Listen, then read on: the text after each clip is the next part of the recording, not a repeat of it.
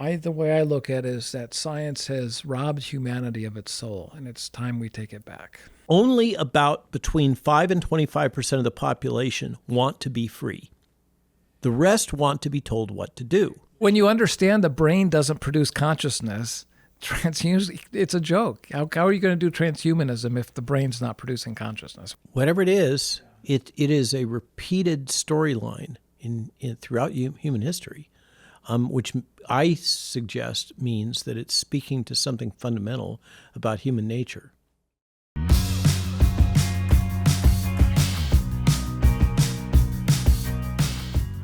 Hello, everyone. This is Frank Huguenard on the Dogs and Baskets podcast with Dr. Robert Malone. He is instrumental and has 9 patents in developing the technology behind the mRNA gene therapy. And he's on the show to talk about ideologies and the history of science and all kinds of things. You want a small introduction? I know most of your background. I know you and my son have a couple things in common. You were both born in the Stanford Hospital, and you're both geniuses. My son makes me look like an idiot. I mean, he's super smart. He got run around by the cancel culture, as many of us have. He was in gaming, but he's super bright. And what else? I know you and I would have spent some time in Davis, California together at some point along the years. You grew up in Goleta. You went to San Diego for UC San Diego for my master's. Right. I was on a PhD track, but bailed out with a master's after I had my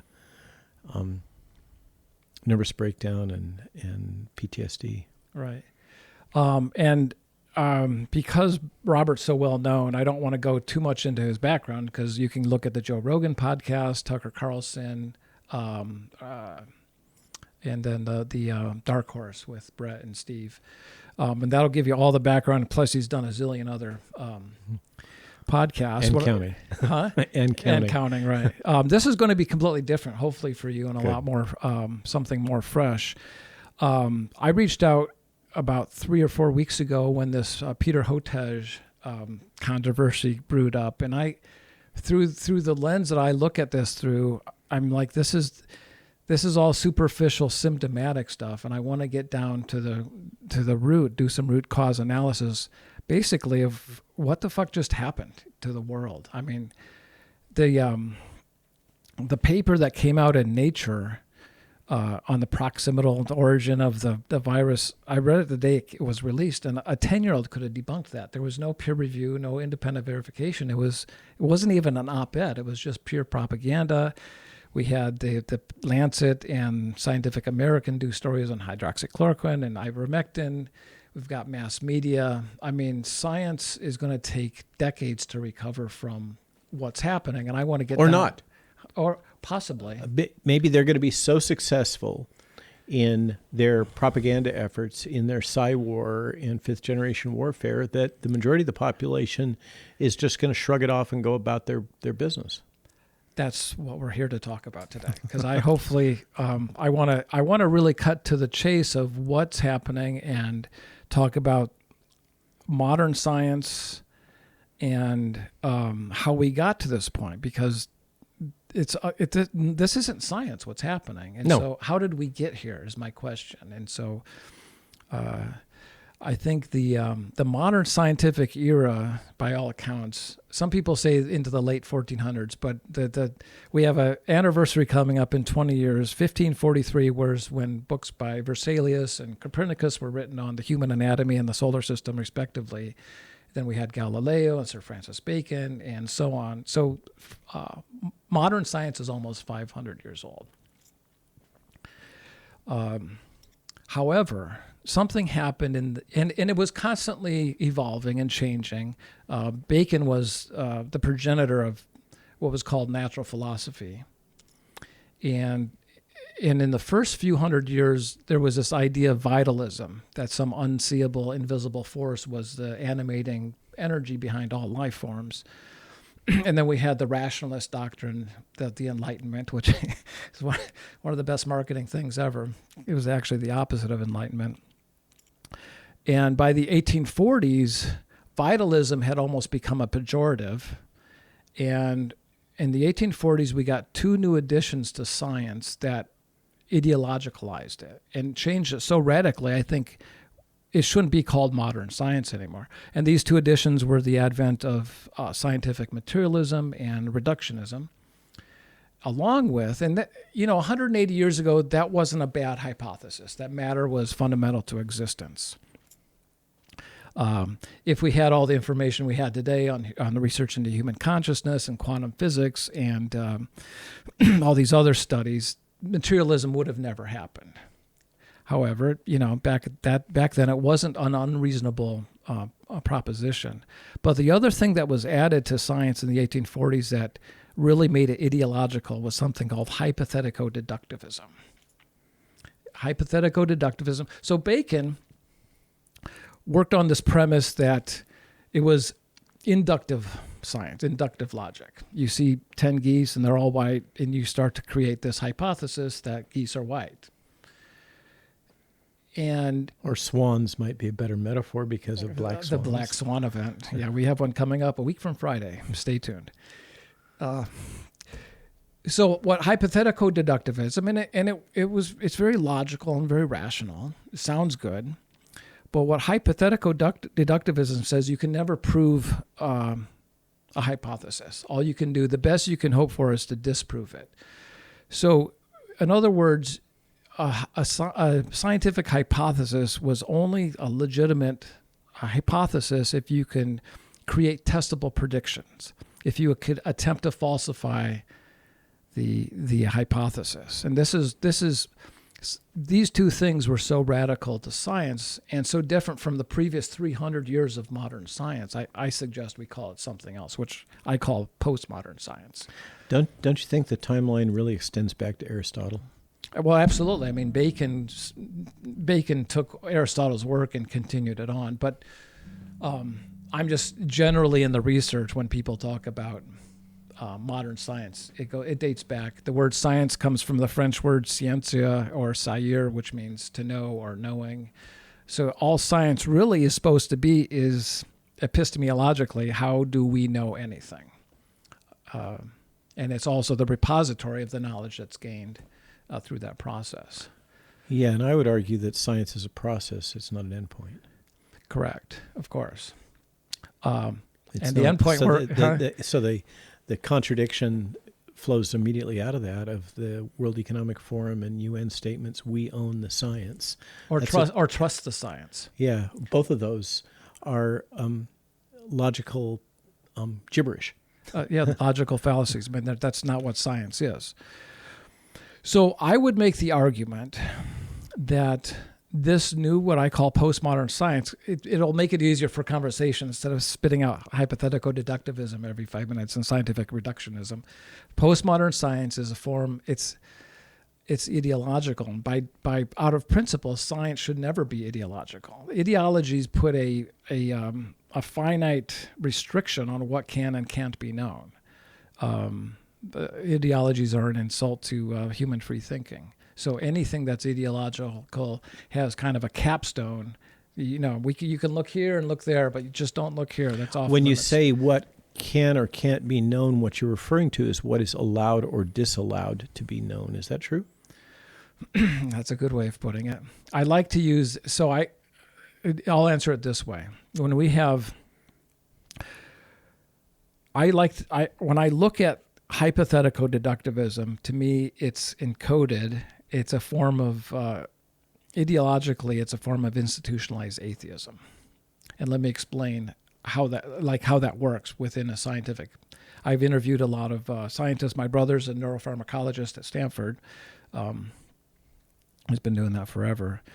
But the example I like to use is when I look at all the different models for evolutionary biology, from creationism to intelligent design to Lamarckism, random mutations, and natural selection. To me, the most compelling, the most cogent and elegant explanation for evolutionary biology is that reincarnation is the major driving force behind evolution. Did I say anything ideological? Ideological in the sense that it posits the existence of reincarnation. It's just a hypothesis. I mean, it posits the existence of evolution, of all those things, but it doesn't. There's no belief-based. You have to believe this. I've done the research. I was talking to a professor, Slauson, from Kansas University the other day, and I said exactly the same thing. And he said, well, my method of multiple hypotheses is that there's little green fairies that magical. And I'm like, wait, I'm trying to have a serious conversation. And all of a sudden I'm getting this academic, condescension and derision, what's wrong with this thing? But the reincarnation portion of this is not allowed to be known, as you said. We can't look at that because you can't create testable predictions with it. So this gets to the kind of the socket between science as you're describing it and the way I approach the world. All right. Which, whether or not it's scientific, as far as I'm concerned, is irrelevant. I mean, for me, science is a process of inquiry and discovery. No matter where the results lead. Just so. It's a process which must be grounded in humility and awareness that anything which you think you're perceiving may be biased and probably is. So in my frame of reference, we have 3 domains of knowledge, just to simplify it. Is this from Carlos? It is from Carlos. And actually, I met and I've spent a lot of time together with somebody who was one of his disciples. So we have the known, we have the knowable unknown, and we have the unknowable. And the unknowable is basically defined by our technology for detecting information and signal. And at the way we defined known and knowable is basically, do we have the tech to detect those signals? And there's a logic at the outskirts of thinking about evolution in man, and his or her ability to detect information, detect truth, which is that we are evolved, as are all species, to detect that part of the spectrum of available information that is adaptive for us. And part of this derives from the awareness that we only see a subset of the spectrum that in terms of light, photons, wavelength, whichever it is, that other species detect other extended aspects of the spectrum. So why do we see what we see and we don't see more? Because that's what's adaptive for us to see. We perceive a reality that we have evolved or been selected for, or whichever these versions of the basis for human existence. Our ability to detect information is very much a function of what do we need to know.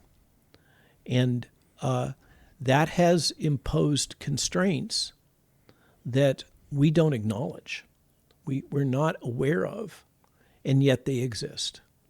And it completely biases everything that we think, perceive, believe, etc. It's all forced through the filter of our internal mental model of the nature of reality, because we do not perceive, this is fundamental, we do not perceive reality directly. We perceive a reality which is processed through an internal model of what is real.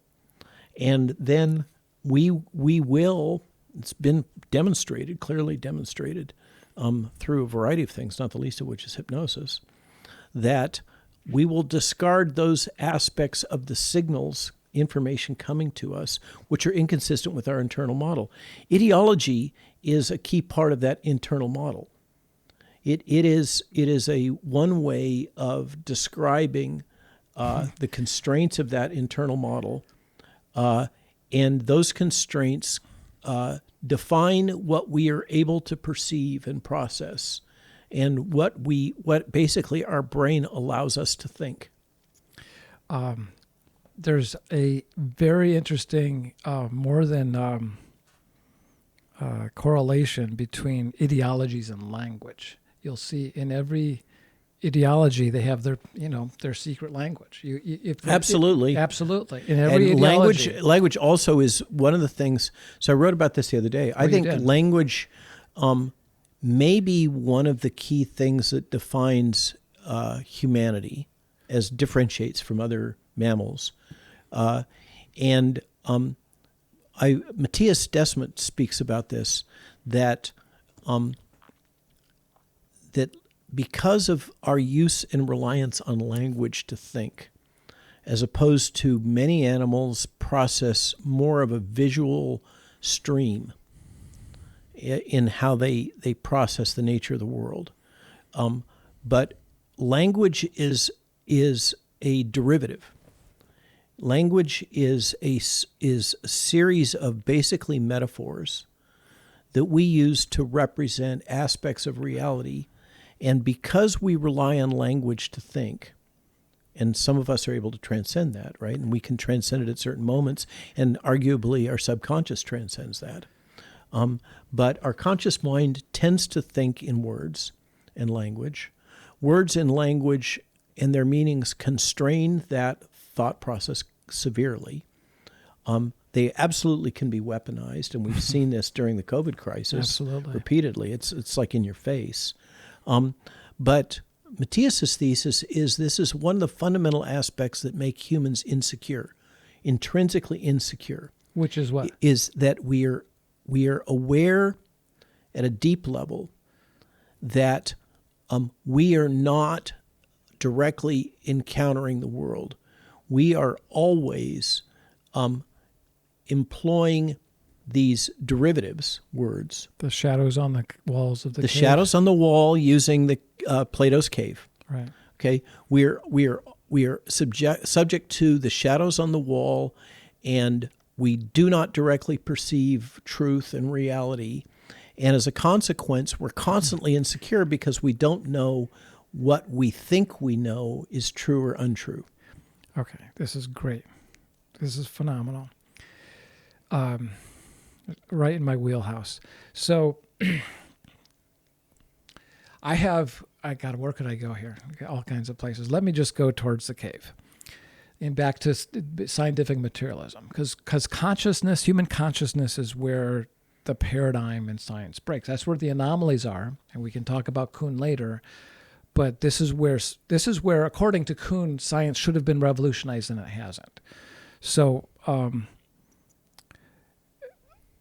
according, and by the way, just a quote, he's referring to Thomas Kuhn and the Structure of Scientific Revolutions, a major intellectual work of the 70s, wasn't it? 1960, I think. Okay. And then it was republished in the 70s. Okay. And standard disclaimer, I'd probably say a lot of things that are not completely correct, so don't flag me. Oh, what is it? Fact check. Yeah, I'll just fact check myself. According to my research, there's 3 different buckets, you can say, of hypotheses on the relationship between human consciousness and our external existence. There's materialism, which says that consciousness is a byproduct and epiphenomena of brain function, chemical reactions, and electrical impulses in the brain. And then there's panpsychism, which says that consciousness is an intrinsic property of the universe, like gravity or light or electricity, and that it somehow interoperates with our nervous system to provide each one of us with the qualia, with the unique experiences of life. And then the third model, or the third bucket of different models, I guess, although I haven't seen too many different hypotheses in each one of those. And some people like to say, well, it could be this and that, and they make permutations of, but the third major one is idealism, which is that the entire universe is an outcropping, an epiphenomena of some consciousness beyond space and time. And so the question is, well, okay. So this is the Men in Black hypothesis. The Men in Black. I don't know about that. Anyway, I don't get the reference. Film. Yeah, no, I got the film, but it's been a long. Someone hit me with the and I forgot it. Yeah. So the question is our current framework in science is based on one, did we get it right? And we can look at the. I wrote a paper. It's on, by the way, there's my website's dogsandbaskets.com, Substack, Dogs and Baskets. I've written 4 articles. I'm not much of a writer, but there's some interesting things there, including an article on ideologies. And the question is did we get the right model in science? And most of the time, and this is where science is ideological, because most of the time it gets to this point. People will say, well, we can't create testable predictions for panpsychism or idealism, therefore it has to be materialism. So the ideology prevents us from looking at what may actually be the correct model for existence. Or consciousness. Or consciousness. Yeah, sure. Consciousness was the thread we were in. But yeah. Well, okay. no, but the consciousness is where it breaks, but is consciousness primary to existence, or is it the first principle? Is consciousness an emergent phenomena, or Correct. is the precedent? Exactly. And so what I wrote in this paper was that we can create testable predictions. I know you know Charles Tart. I was going to interview him. Yes. Yeah. Wow. Right. So I had him on my list when I went to California to do physics. From UC Davis. Right. Yeah. So there's a lot of research that's been done over the last 100 years on human consciousness. And it starts off in Durham, North Carolina with the J.B. Rhine Institute. If you watched Ghostbusters and Bill Murray's holding up the cards with the wiggly lines and stuff, those were developed at the Rhine Institute 100 years ago. They didn't know how to do controlled experiments with, control groups and all that stuff. They were just trying to say, hey, is there an effect? Can we measure it? Can we observe it? A Boeing engineer in the 60s by the name of Helmut Schmidt started building random number generators that you can interface to a computer to see if you can, with your mind alone, have an effect on this random number generator. And again, he wasn't he wasn't the best at creating controlled experiments and doing things properly scientifically. But to give credit where credit's due, the whole modern concept of blinded controlled experiments, particularly in human subjects, is actually quite modern. It really wasn't the norm in the 60s. Mm-hmm. This work was picked up by Robert John and Brenda Dunn. Roberts created the PAIR lab at Princeton, the Princeton Engineering Anomalies Research Laboratory. He died about 6 years ago. I talked to him right before he passed away. And he should have gotten a Nobel Prize, he should have gotten a Nobel Prize for his work, but he was completely scorned and, he was canceled before cancel was there. But he created a whole lab where they really rigorously, and of course with this kind of research, you're going to be scrutinized more than just about anything else. So they had to go overboard with their controlled experimentation. And throughout the 70s and 80s, they did a lot of different variations on different themes. And I've put together in this paper that I wrote, it's on a page, What is Life, on the Dogs and Baskets webpage. The only thing I didn't cite in this paper, I submitted it to Nature and Lancet, all those things. The only thing I didn't cite were the testable predictions, which was because the point of this paper was, can we agree that these are reasonable, falsifiable, testable predictions? None of these should be possible with your mind alone, with consciousness. And all the tests and accumulatively, demonstrably prove that human consciousness operates beyond space and time. And I can go through, all the different tests. They show that the human consciousness can reach out in the future and bring back information or go across space and time. The Stanford Research Institute had the Stargate, where they're doing remote viewing. You're familiar with this? Mm-hmm. Oh, Yeah, this is a big CIA thing. Of course, they shut it down. Wink, wink. Back in the 90s. And just to say it, SRI, Stanford Research Institute, is emerged from Stanford, but is autonomous, and it is absolutely intelligence community shop. Oh, absolutely. Right. And they're doing all this stuff with human consciousness that defies scientific materialism. As far as I'm concerned now, materialists will say, well, we think that the brain's producing this phenomena that operates beyond space and time, because they can't, they're just doubling down on their primary theory. They're jamming the hypothesis into the data. They're shoehorning it. Yeah. Because they don't have a reasonable hypothesis for how the brain produces consciousness in the first place, and yet they're willing to go ahead and just make that statement just because they really don't have a choice, I guess. They hook up all these biosensors, galvanic skin response, respiration, heart rate, pulse, blood pressure. And they'll have on the monitor a series of spiders and snakes and scary things and bunny rabbits and stuff. And they're getting the appropriate biophysiological reactions to those stimuli, but the reactions are coming 4 to 5 seconds prior to the stimuli happening. Oh, yeah, Daryl Bem has done some very interesting work with retrocalization. You doing something in the present moment that is having an effect 5 seconds in the past. One of my favorites, and you can look at the work of Dean Radin, Marilyn Schlitz. Who else is doing the work on this? I mean, there's a lot of the research has been done. I was talking to Brenda Dunn last year, and she's retired, but she's like, why? I was like, well, what's next? She's like, we've proven this. There's nothing else to prove. They've done this guy, Bill Bankston. Garrett Modell's a good guy too. Bill Bankston's developed a system for healing mice that have been injected with mammary cancer from Johnson Labs, and he's doing it with his mind alone. And these are repeatable, independently verifiable. I mean, these shouldn't be happening if the brain's producing consciousness. One of my personal, this one's pretty interesting to me, is Dean Radin. He's created a double slit experiment that's encapsulated. So he creates the double slit in a tube, and the subjects are, with just their mind alone, observing the gate, and he's getting statistically significant results. And then if he takes a trained meditator and has them put their attention on it, he's getting double the results. So, like I said, in my paper, there's all 10 of these are listed, and basically saying that the human consciousness has very little to do with neuroscience. So Nature sent it, of course, to Noah Gray, the neuroscientist, who's like, well, yeah, we don't do this stuff. Sorry.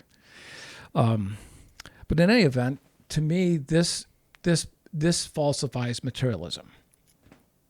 I think most people, who don't understand any of this is going on or how science works, would say, well, yeah, that doesn't sound right. None of those things should be possible if this is being produced by chemical reactions. How is that happening? And we can rule out panpsychism as an option because, according to all these studies that are being done with the random number generators, if panpsychism was a correct model, that would mean that the computer has its own consciousness that it's working with.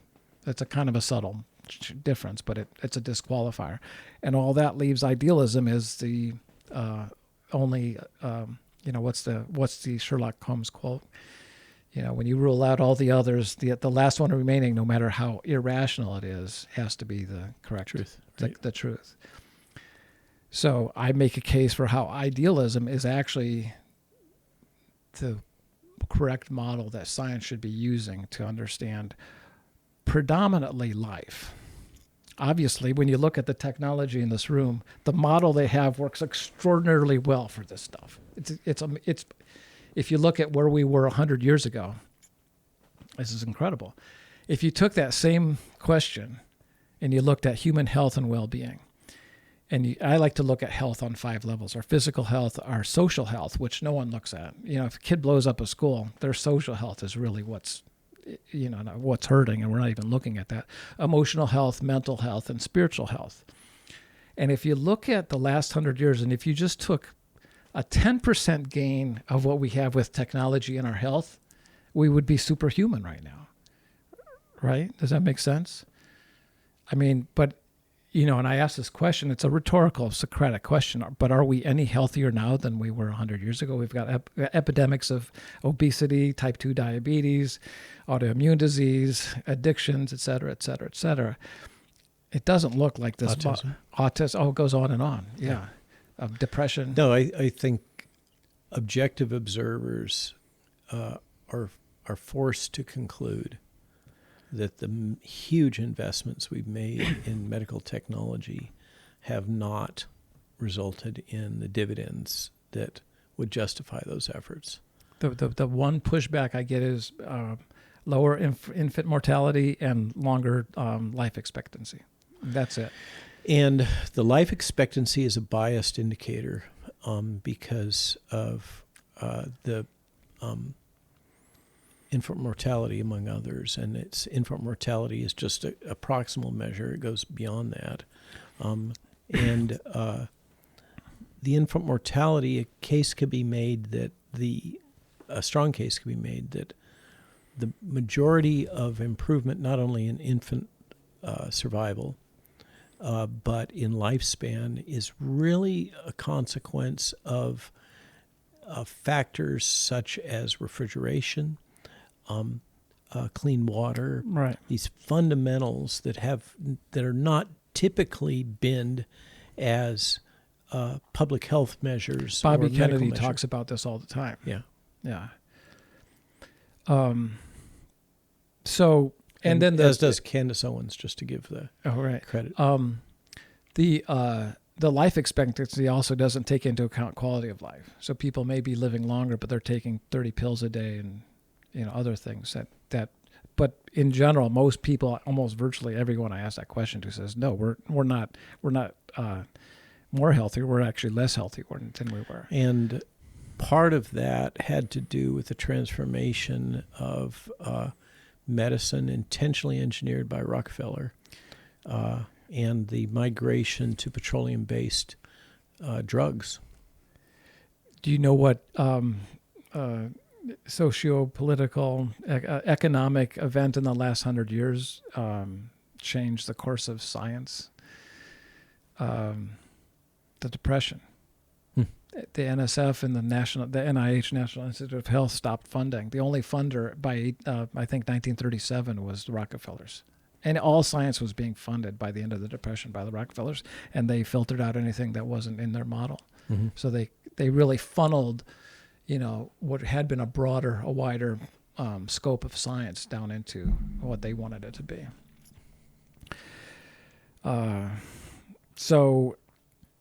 So again, this is something that, so Thomas Kuhn, I mean, do you want to briefly... I'll follow you wherever you want to go. We'll talk about what Kuhn's premise was. So Structure of Scientific Revolutions was based on a series of observations, really, looking at scientific change and change events. And the leading thesis at the time was that science tends to progress as many things do. For instance, evolution used to be presumed to progress in a predictable, systematic manner, very incremental, one event building on another event, etc. And so we would see this gradual progression of evolution in biology or evolution of ideas as a steady upward climb. The truth that has been revealed with both evolution based on natural selection, or however you want to describe it, modern thinking about evolution and modern thinking about knowledge, is that both of those do not progress in a linear fashion. They progress as sudden bursts of change interspersed by long periods of largely stasis. And those sudden bursts of change are often the consequence of disruptive events of some kind, environmental disruption or whatever. And so Kuhn's observation is largely built around the concept. He introduced the term, I believe, of paradigm shift. That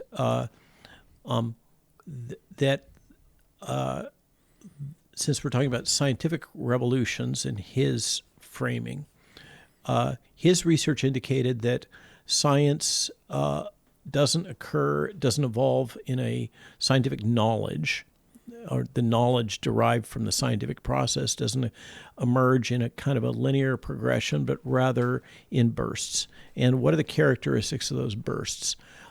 They're often and almost exclusively associated with a series of events triggered by certain personality profiles and types of management and discourse in which established,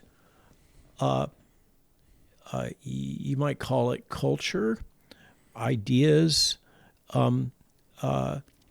ideologies, you might say, scientific ideologies, are for some reason challenged and shown to no longer describe adequately or allow resolution of a problem set. So a lot of the driver around Kuhn is the logic that technology progresses, because we're talking about science, and it's really science as in technology, because he speaks about things like the digital watch, for instance, those revolutions, that the world of technology encounters a problem set. It's designed to solve a problem, and or problems. Like one of the problems is transportation, and the wheel was obviously a huge change in the logic of transportation, and led to a explosion of derivative ideas. The use of the wheel, the use of the airfoil to enable air transport, together with the piston engine, was a transformational event. And from that came a whole bunch of derivative technology that is incrementally built on that. But it all starts with that,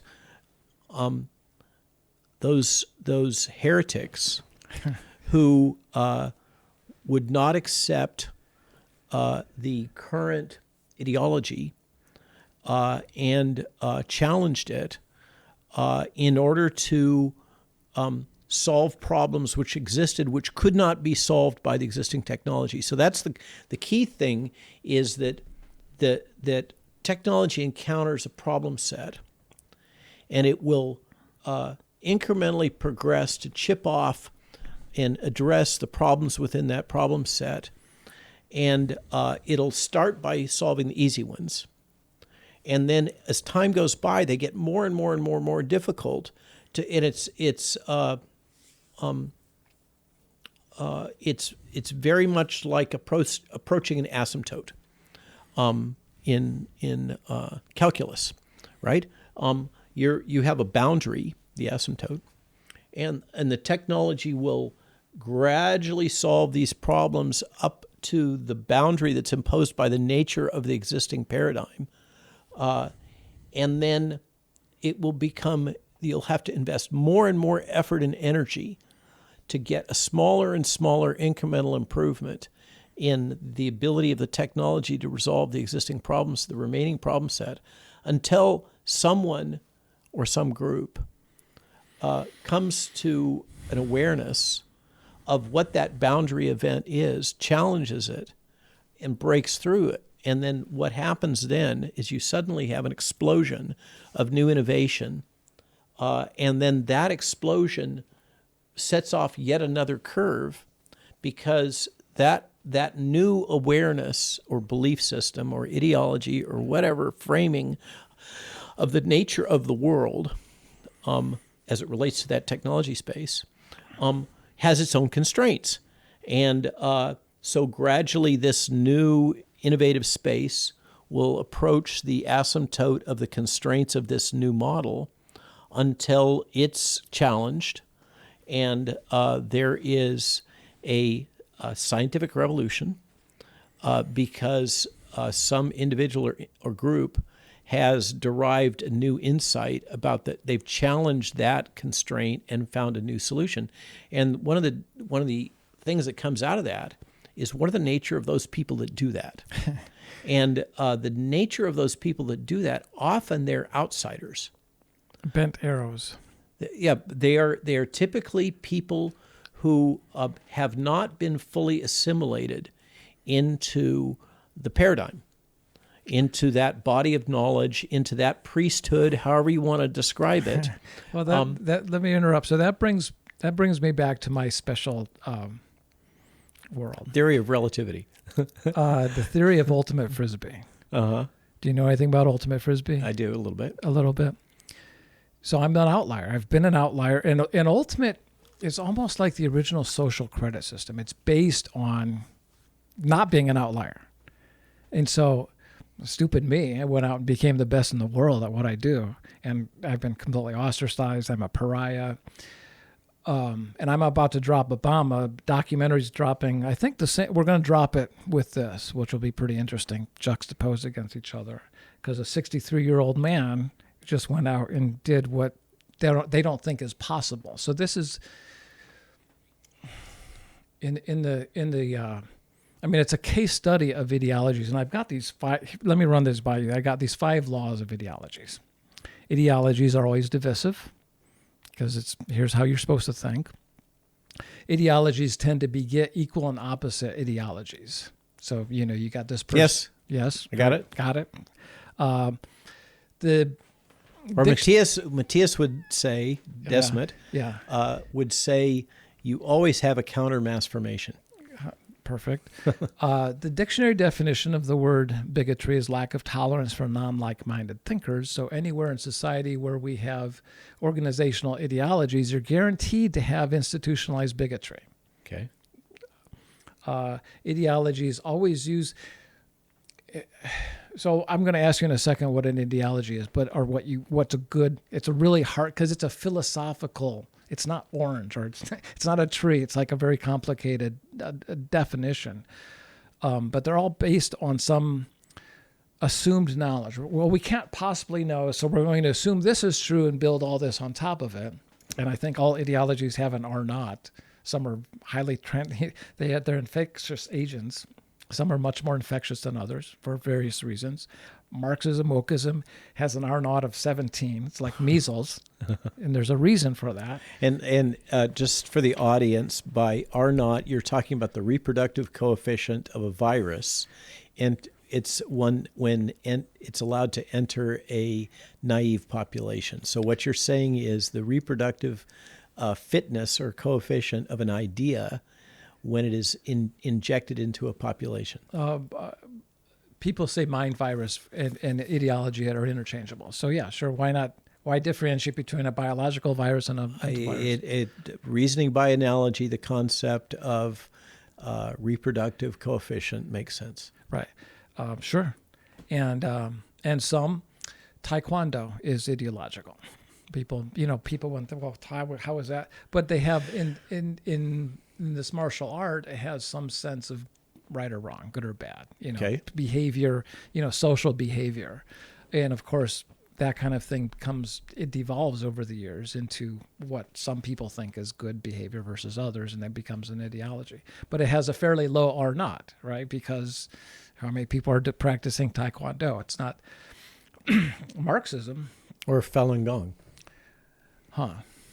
Does that has an artificially low R naught. It is being subjected to external pressures. Yes, they're being inoculated. Oh, they're being annihilated. Yeah, go ahead. Yeah.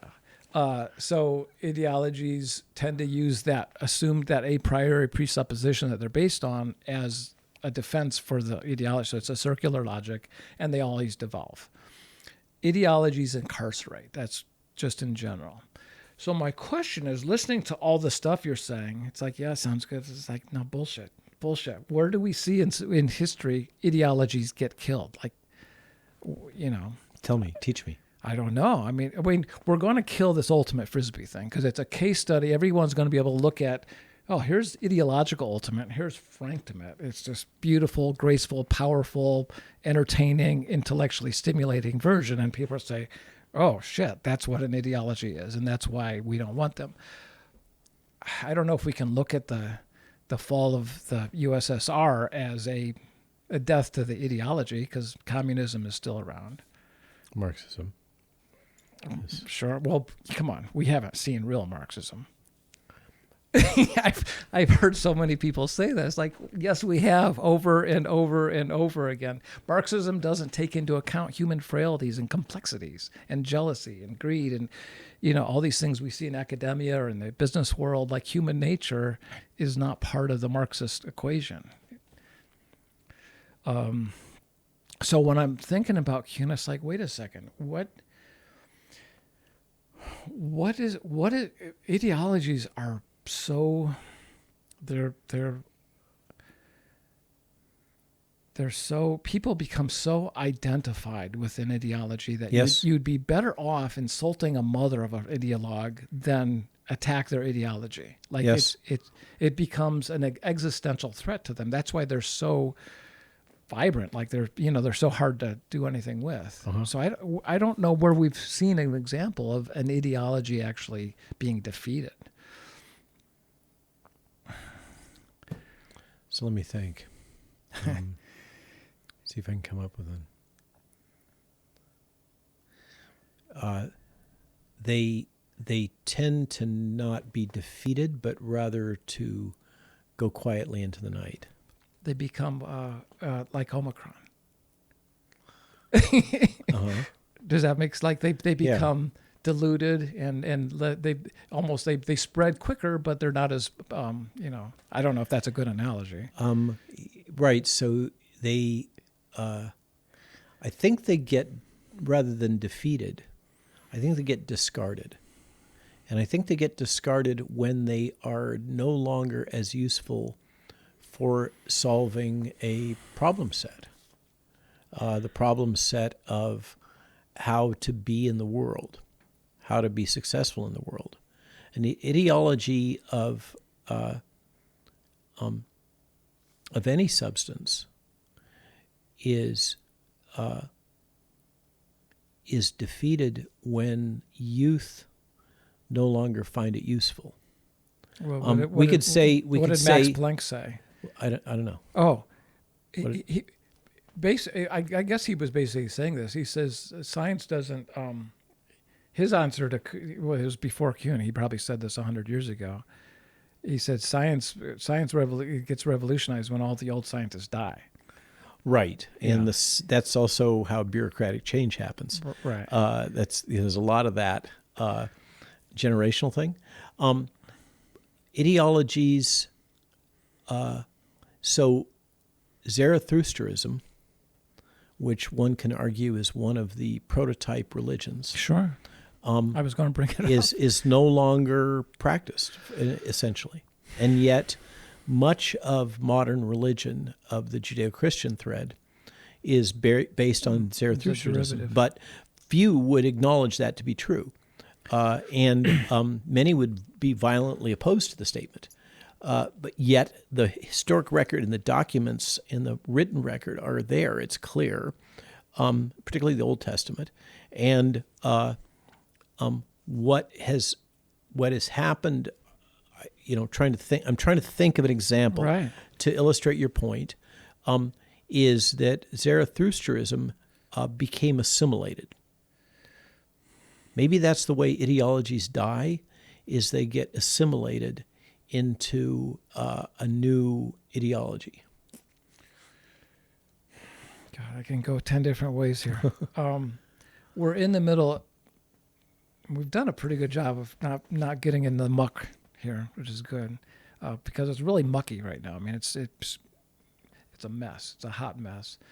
But we're in the middle of an ideological war that may have gone back decades. It could go back 2,000 years or 1,700 years. But yeah, there's a argument to be made that this, could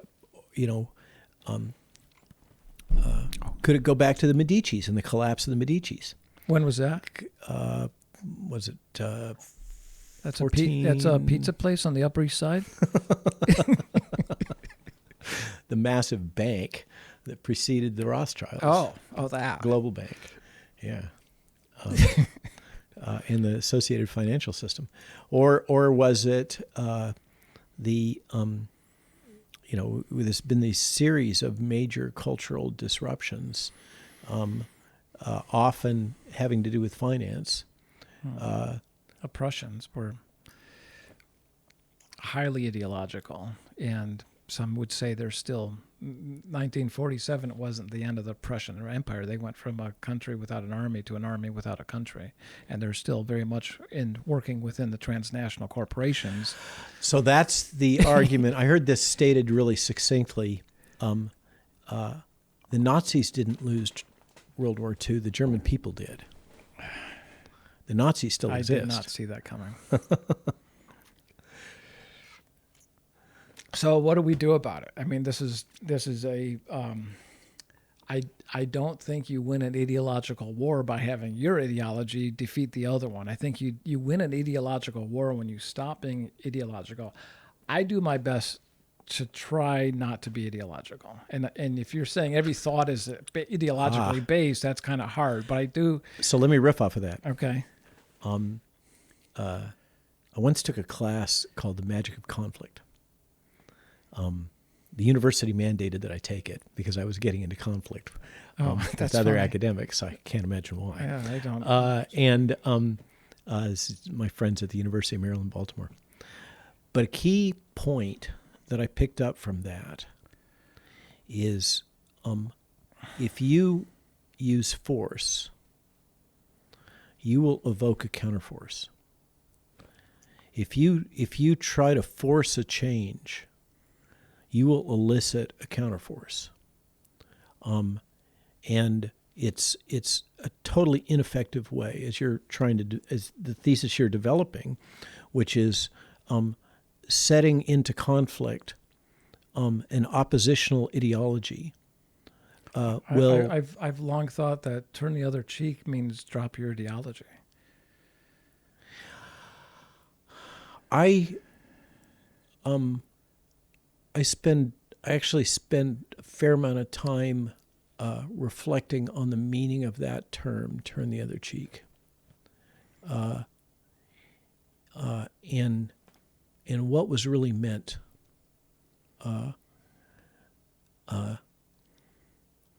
It's not to be weak.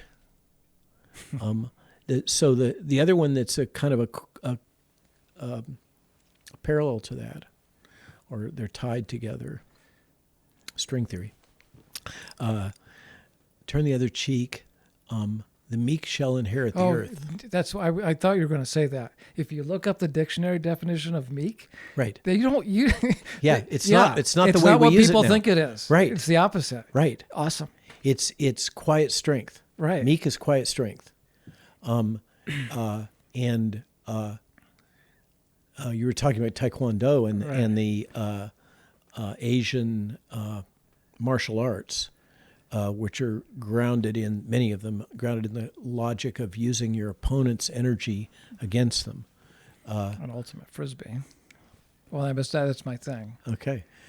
So yeah, I think the meek shall inherit the earth and turn the other cheek are two facets of a core concept that has to do with quiet power. Okay.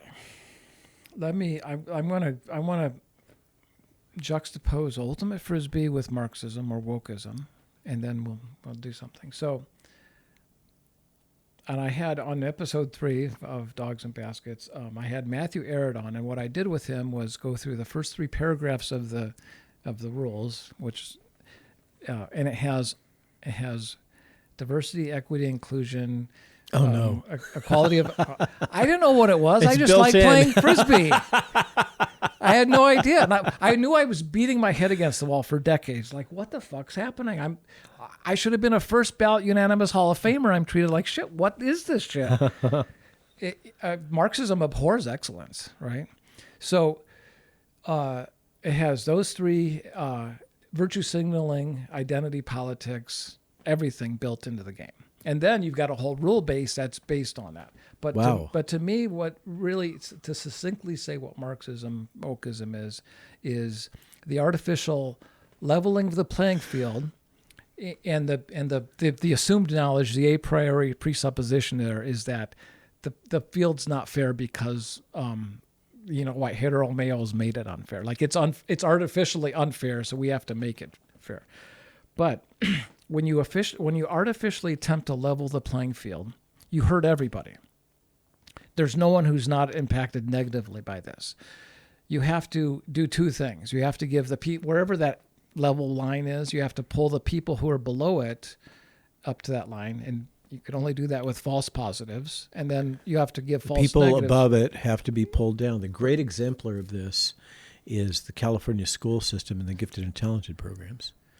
And what's happened under No Child Left Behind is not that we have tried to pull people up right, exactly. Uniformly, right, but rather the incentives are, because one of the problems I think with all of this has to do with the flawed nature of humans, and in particular bureaucracies, right, which are not typically run by the sharpest tools in the shed. Otherwise, it wouldn't be a bureaucrat. They're not, never, ever. Well, I mean, you were a bureaucrat, sort of, so I guess you're an exception to the rule. If you say so. Well, you were involved. But living within the beast and being of the beast are two different things. Huh. And this gets to the you must be controlled opposition because you once worked for the government. But I've been getting all that within. That's what I was saying this morning, that I've been getting all that completely independent of the CIA, as far as I know, or like in this microcosm, all the things, all the shit you've been dealing with, God bless you. I mean, what you're putting up with, but I've been getting it all the censorship, all the worst part of this kind of cancel culture censorship is you're silencing not just me, but you're silencing all the people who know me and who are associated Precisely. with me. That's the worst. You're an exemplar. That is absolutely the way the ecosystem works. Right. And the reason why I think my case study is useful is not about me, but rather it is fairly overt. It's the dysfunctionalism in the accusations and the cascade of accusations and how they've been deployed, and the coordination makes it pretty visible for most objective observers. And that doesn't make it any less painful or unpleasant, but it does make for a nice case study. And it's actually getting richer almost by the day as these disclosures are made, like the UN hired 100,000 plus basically gang stalking cyber stalkers to take down people that were sharing ideas and information which were contrary to the approved narrative. Or you have the 77th Brigade in the UK. It goes on and on and on. How many people are on Fauci's staff who are just, that's their job, is to be... 55 I counted by going back to the... 55... right, to handle information in the press, right, as opposed to, I think it was 18 or somewhere around there that were designated to handle Congress, communications with Congress. It's unbelievable. And NIAID, everybody thinks of Fauci as if he was Francis Collins, but he's not. Was head of one of the most powerful institutes, which he had largely grown to that level of power, but absolutely not head of overall NIH. So he was operating as a cell, essentially, within a much larger organization with all those resources. I promised myself I wouldn't mention his name. Damn it. So, back to Marxism. First off, psychologists have known forever that false positives lead to narcissism and victim consciousness. I call them the CBGBs. the collective bargaining grievance brigade. As long as you can identify as an oppressed group, and you have, by doing that, you have to find the oppressor. Here I am. I'm the oppressor. I'll own it. And the collective bargaining is, if one person's, complaining about something, it's not going to get. But if you've got 100,000 people in some subgroup that's demanding, some treatment, psychologically, they're buying into victimhood, which absolutely, which is it's the worst. I mean, the biggest victims are the people who are engaged in this, because psychologically, it's the hardest thing to pull somebody out of, because they're giving up their own power. Yes, and they don't understand that this is. Or they're giving up autonomy. They're giving up autonomy. But they're also not taking responsibility for. And I know I'm going to get shot by these people for, oh, Frank, that's easy for you to say. You're a white hetero male, blah, blah, blah. Put all that aside. That's just noise. Put all that aside. Right. Yeah, that's just noise. But we've known for decades that false positives leads to entitlement and narcissistic behavior. It's not good for you. It's like, take your medicine. The free handouts may sound good and all the things that come with wokeism, but it hurts everybody. You're not getting innovation at all. Right. Okay. So it is. So this gets to censorship. Right. Wokeism is another form of kind of a cultural censorship, wouldn't you say? It's a censorship is a tool that they use to wield their power. It gets it's an ends to their means, and they don't really. I mean, it's a means to their ends. But what they're doing with what happens with wokeism, which James Lindsay has identified as really one variant of Marxism. Jordan would call it postmodern neo-Marxism. Okay. Right. So it's a variant of Marxist logic, as is feminism and many other things. Sure. These isms, and they are all wrapped around the logic of denying free agency, of denying the power of the individual to fashion the world around them, their own reality. I always talk about we all make our own heaven or hell, and then we reside there. And this has an extremely high R0. Why? I don't. Okay, so fundamental to this is that the vast majority of the population, this has been shown again and again. There's a great interview by Huxley in the early 60s, black and white, in which he talks about propaganda and the role of the state and all these things that basically are the fundamentals of 1984 and the Brave New World. Orwell being a disciple of Huxley. That's a user manual, right? Yeah. He makes the observation, it's a fascinating interview, that about 3/4 of the population can readily be hypnotized, and 1/4 is completely resistant to hypnosis. And he makes and 25% of the population is very susceptible, hyper susceptible to hypnosis. They are very, very suggestible. And what it comes down to is most people want to be told what to do. They want to have, and this sounds pejorative, they want to have a daddy. They want to have an authority figure. That's Jesus too. Like they want to have an authority figure that tells them the way to be in the world. And only, arguably is it 5 to 25% of the population, which happens to correspond with the fraction of population that is highly resistant to hypnosis for some strange reason, truly want to be free, that are highly resistant to these types of psychological manipulations or psyops. Huxley argues that this is a good thing. This is adaptive in a culture. Which part? The hypnosis? There's this spectrum of 25% that are highly suggestible, the whole thing is 25% that are highly refractory, and 50% that are moderately suggestible. And that it's good, a government needs this, and it's good, it's adaptive to have this distribution in society, because otherwise society can't have any coherence. If we're all independent thinkers, then we end up in a environment that is very libertarian to the point where we cannot build social structures. We're all independent actors. And Huxley makes the argument, I can't believe he's saying it as he says it, that it's good that this 75% of the population can be actively manipulated by governments using propaganda techniques. I blame Edward Bernays. You know who that is? He made a sauce for steak. No, I don't know. No.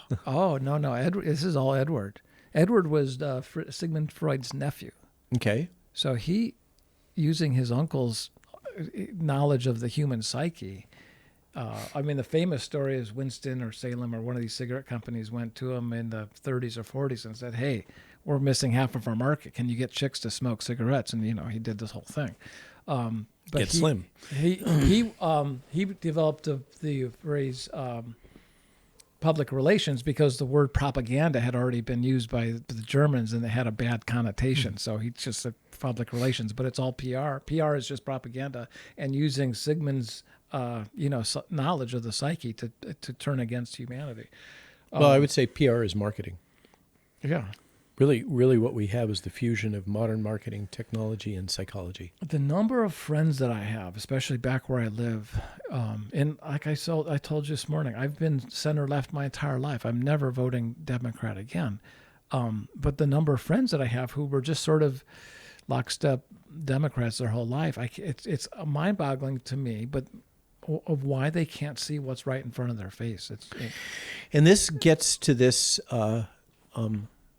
thread of rather than existential crisis, that this term, which I'm suddenly blanking on, ontological shock and ontological crisis, yeah. That as opposed to existential crisis, which is all about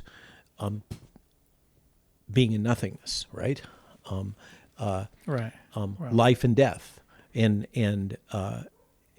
ontological these topics that you were talking about, yeah. about the transcendence of thought and in the human mind, is very much an existential discussion that you were having. Right. We'll get ontological has to do with ontology, or the structure of knowledge, or our belief, our internal model of the way things work, I think is the easiest way to express it. So these people, once they have this internal model of the way things are, it as we were discussing earlier, as shown with hypnosis and other things, people will reject data which is inconsistent with their internal model until it gets to such a point where those inconsistencies create basically a psychological crisis. Some people might call that jihad. Interesting. I've never heard jihad used in that context. This is quick segue here, because I want to get to talking about all the different traditions in a way that we can, pull out the common substrate and resynthesize that into a model that's internally self-consistent with all of them. But two small tweaks to Islam that we can say, maybe, I don't know, but if you say death to the infidels, maybe that means death to the ego. Well, that's all of a sudden consistent with all these other traditions. And we all have, and this is what Socrates was working with, and Buddha and Jesus, we all have this internal jihad. Jihad just means conflict. Okay. So the idea that that's part of the human condition, is to have this constant struggle of, I'm reluctant to use right or wrong or good and bad because I try to stay away from judgmental type words, but let's say our animalistic self and our higher self, for example. And all of a sudden, wow, Islam's like, oh, that's where this meshes. Is it the right interpretation? I don't know, but it's interesting. Right. So the thesis in ontological shock is you were talking about your democratic friends who can't get outside of their belief system. Mm-hmm. And the thesis would be that you and I and a subset of others have experienced such a shock event or cascade of events, that it's forced us into a need to reframe the nature of the world as we thought we knew it. Or we're crazy. That's another pejorative that has no meaning. No, understood, but this is a natural. I mean, if I heard you correctly, you're saying that they're stuck and they see outliers as people who are unable to assimilate the information that they have. Or did I get you wrong? No, I'm saying that, so I'm not looking at things through their frame of reference. Through their frame of reference, they have a worldview. Right. And data, you can see it all the time in the denialism about the data concerning the vaccines, for instance, or the effectiveness of masks, or the effectiveness of lockdowns. There is a cohort of people that will die on that hill of asserting the effectiveness of these interventions, despite all the data. And you can present them with data until the cows come home. It doesn't matter. They will come up with increasingly wild, bizarre interpretations and statements that they will speak as if they're fact, that have no demonstrable basis, and will refuse. Exactly. You cannot have a conversation with these people, because they will repeatedly insist that the world is flat, or whatever their core thesis is. But and you will never be able to dissuade them from that, because it is a we were talking about religion and ideology. It's a core ideology, and the only way that they can get off of that platform is they have to experience such a profound psychological insult to that model of the nature of the world that it shakes them up and forces them to restructure it. Paul Merrick, I love this story that Paul Merrick, the physician from here in Virginia, who is, I think, the most highly published intensive care specialist in the world, came up with these amazing innovations of high-dose vitamin C to treat shock and other things. Very humble man, very quiet man, who in his life he would go to the University, South African, go to the university, teach students, practice medicine in the emergency setting, and come home to his wife and read the New York Times and the Washington Post, and sit in his armchair, and he had a quiet, academic kind of a physician life. And when he encountered the events through the COVID crisis, and encountered the censorship, encountered the corruption of the academic literature and what was going on there, the denialism of objective data, the denialism of early treatment effectiveness, that was huge. It created a crisis, a psychological crisis for him. And he's now in the position that he no longer trusts any of the academic literature. He's going back and revisiting and rethinking. Right now he's focused on oncology and cancer treatments. And he feels like he has to go back to ground. And the key statement that he made that kind of jarred me when he said it, as a fundamental truth, he said, I can no longer read the New York Times and the Washington Post. I am completely separated from my old world. His wife left him, on top of everything else, because she was all in on the narrative. Oh. Okay, and wouldn't come off of it. Wow.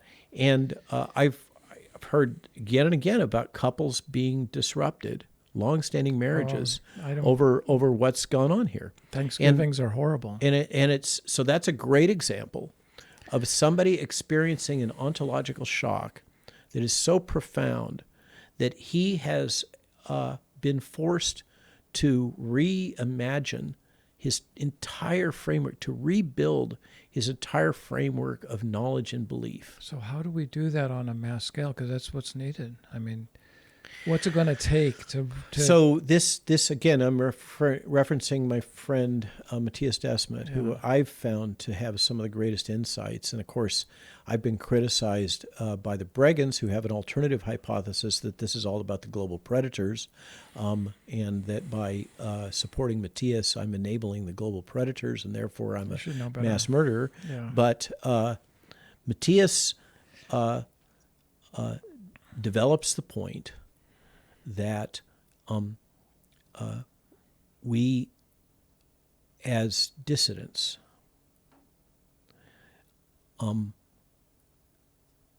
have no option, no ethical option, other than to continue to dissent vocally.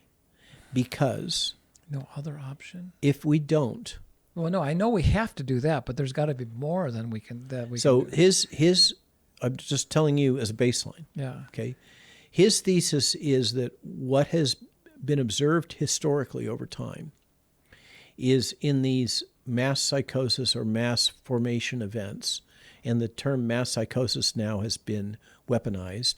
Sure. So we're not supposed to use that. Well, although why did you Mark say McDonald was the first person to use that term. Well, no, you used it first on Joe Rogan. Everyone No. knows it. Mark McDonald. Yeah, I know. That's the story. That's the storyline. Yeah. But actually, Mark McDonald, a psychiatrist in L.A., pediatric psychiatrist, used it before I did. And he's actually quite adamant to make sure that he gets credit for that. Apparently, the Bregans haven't hit him yet. Yeah. But the structure of this group or crowd psychology that Matthias promotes or advances, which is really grounded on a series of deep thinkers that goes back to Freud about this group psychology process. Hannah Arendt being the more proximal, this Jewish Holocaust survivor that was rejected by the Jewish American community because they believed that she was, her thoughts, her thinking about this was somehow blaming the Jews for the Holocaust by developing the logic that populations periodically get consumed by this process of mass psychosis, and it is often triggered by, as the Bitcoiners would say, periods of economic instability or hyperinflation, where people lose faith in the existing government or structure. You ask what can cause a major disruption in ideology, and that as they go into this process, they will go deeper and deeper into it, and this mass formation where they have a developed belief system, and they will become more and more invested in that developed belief system, akin to the Jacobins in the French Revolution. And eventually they will become violent. Eventually they will inflict violence on those who they see as not investing in their basically group psychosis, and that as dissidents, all we can really practically do as these processes burn their way through populations is to, by dissenting, keep them from going even deeper into their crazy, into their mass formation. All right, I'm going to shift gears a little bit here and talk about enlightenment. And you know, you said a lot of things earlier about the acquisition of knowledge and shared knowledge. So I think if we're going to take idealism hypothetically as the correct model to understand the nature of existence, we can look at all the different traditions And Socrates said "Noti seotan," which means know thyself. To me, the allegory of the cave is a description of what it's like to become enlightened. In fact, the allegory of the cave has cancel culture in it. Yes. Yes. Right, when he returns. Right, exactly. So we can, it's 2,400 years old at least. I mean, this is nothing But new. human nature doesn't change. Correct. Well, I beg to differ. Yes. So he was a proponent of self-realization, self-knowledge. Jesus spoke about atonement, which means reunification with God. Islam talks about attaining the station of Abraham. In ancient Hebrew, there's a word pronounced or, which literally means to become light. Buddha talked about moksha or liberation. Krishna talked about nirvana or enlightenment. I'm imagining the concept of the bodhisattva. Huh. Right? Yeah. Buddhist. Yeah. The truly enlightened being who transcends this earthly realm. And right. And in the model of idealism, we can imagine, I mean, no one knows. I think the expression is he who says doesn't know, and he who knows doesn't say. But I think it's a reasonable, in fact, I would say a testable hypothesis, that what enlightenment possibly means, and again, I think this is testable, is that the human consciousness is a fragment of the universal consciousness that resides beyond space and time, and that enlightenment means becoming one with that consciousness.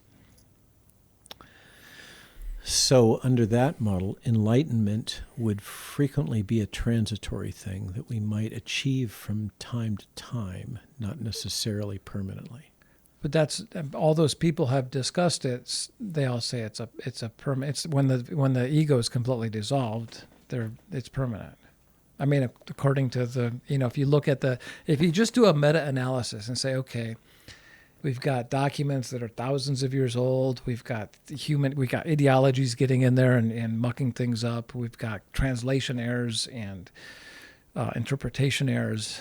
But if we try to understand all this, and this model that I'm proposing is consistent with quantum mechanics. I'm not stupid enough to say that quantum mechanics proves anything, but quantum mechanics is considered by many, I think, including you, to be one of the most successful theories ever in terms of the incredibly accurate predictions it can make. It's in quantum communications and quantum computing. By some accounts, accounts for some 30% of global GDP. So if it contradicted idealism, that would be great. We can shelve it, but it doesn't. It's actually consistent with that. The research into human consciousness is consistent with that. So if you then say, okay, let's apply that model across all these masters, Jesus and all these people, all of a sudden they all start making a lot more sense. You can look at the allegory of the cave and say, okay, this is what it means. He's talking about everything we're experiencing through our five senses, which you were referring to when you were talking about empirical science and how we empirically know things. And in this testable hypothesis, and they all say it's testable, I would say. The word yoga also means reunification with God, the original Patanjali yoga from 5,000 years ago. So this hypothesis has a set of protocols and methods and techniques with expected results. It's independently verifiable. It's reproducible. It's reproducible. It's missing one thing. When people always use the word do you want to explain what the word epistemology means? No, I don't. Okay. You'd explain it. Okay, fine. It just means how do we know things? Okay. But that's a trick word in this instance, because epistemologists will say, well, Frank, how are you going to share that knowledge? If you become one with the universe, there is no way to prove that. Mm-hmm. Prove it to whom?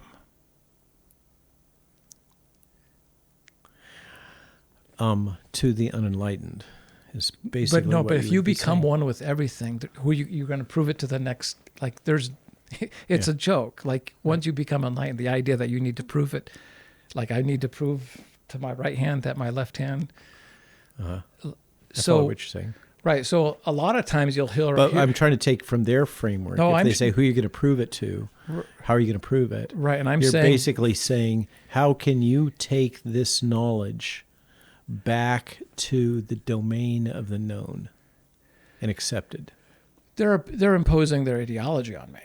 And I'm saying your ideology doesn't account for the fact that there's just one. It's just, as they would say in ancient India, Advaita Vedanta. It's the highest, everything is just one. There's no one to share the knowledge with. I had an experience. I've had a lifetime of precognitive dreams. I was walking, delivering newspapers when I was 12. And my little brother was the next block over, and I got this flash. He got his hand mauled by a dog. 10 minutes later, here he comes, there's blood everywhere. Well, that's odd. Yeah. Those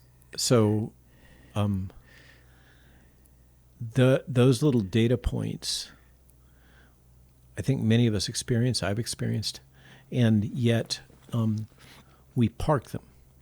We do what? We park them. Sure. We say, this is inconsistent with my model of the world, and so I'm going to reject it. Or I'm going to park it and not think about it, which is kind of what I do. Yeah. What I know in my own personal experience is that when I encounter a problem that doesn't have an obvious solution, I basically park it in my subconscious. I just say, okay, that's a problem. I don't know the answer. And I'm just going to set it aside. I can't reconcile it. And somehow, at some moment, in almost all cases, it will come to me. The resolution will come to me. And yet it is not coming from a conscious forebrain thought thread. It's not something that's coming from the application of language and logic. It appears. This is exactly where I'm going with this. Exactly, that the intellect actually can be an impediment to knowledge. Because now knowing, so I had this experience 14 years ago. This was direct knowledge. I was in meditation. I've been meditating 20 years. I'm a huge proponent of a meditation practice. If everybody in the world meditated, we would be in great shape. It's just clinically the benefits that we know: lower cortisol, which is the stress hormone. You're more creative. You sleep better. I mean, and these are just the clinic. Nobody that I know that meditates actually does it for those reasons. But if that's the reason enough to do them, it's very beneficial. So I had a girlfriend who was ghosting me. She'd been ghosting me for 3 months. And I'd finished a book that her and I had started, and I thought, okay, I'll get her, I'll send her this note that the book's finished. And I'm meditating, and I had this experience, 100% more than you're sitting in front of me. I knew this was true to the core of my being, what I experienced. It wasn't just a telepathic, clairvoyant experience. It was teleempathetic. She was pissed, and I saw the cursor move to the mouse. I felt her hit the send button. She kind of did it with venom, and I'm just in this deep meditation. Anyone who's been pining away for some time, they would have jumped out of what they're doing, right, to check the email. No, I meditated for another 10, 15 minutes because when you know, I just knew.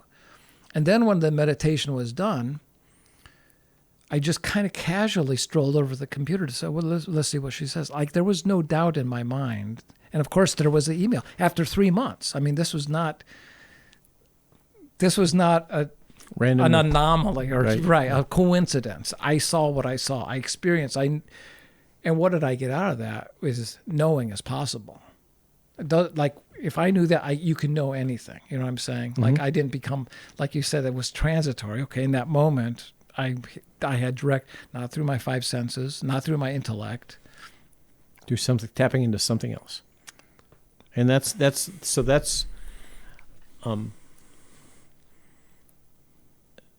to me, that kind of experience is the great hope that this thing that we're discussing resides in the knowable unknown. That it is knowable. This is right. This is exactly why I brought that up. Yeah. It is knowable, but we don't have the tech or the senses or whatever the thing is to readily detect a verifiable event, and so therefore we conclude that it doesn't exist. That's modern science. Postmodern science, I would say. Yeah, that's okay, the ideology. Fair. That's the ideological version that we have to kill. And my son was asking me the other day, because I was going with abiogenesis. And abiogenesis, quick version is, 3.5 billion years ago, we had the confluence of a perfect storm of lipids, self-replicating molecules, RNA, DNA, and amino acids, and temperature, pressure, electricity, light, poof, life happened. Right, the leading hypothesis for the origin of life. And that within the dominant scientific paradigm. Correct. George Wald, who got a Nobel laureate, whatever that means, some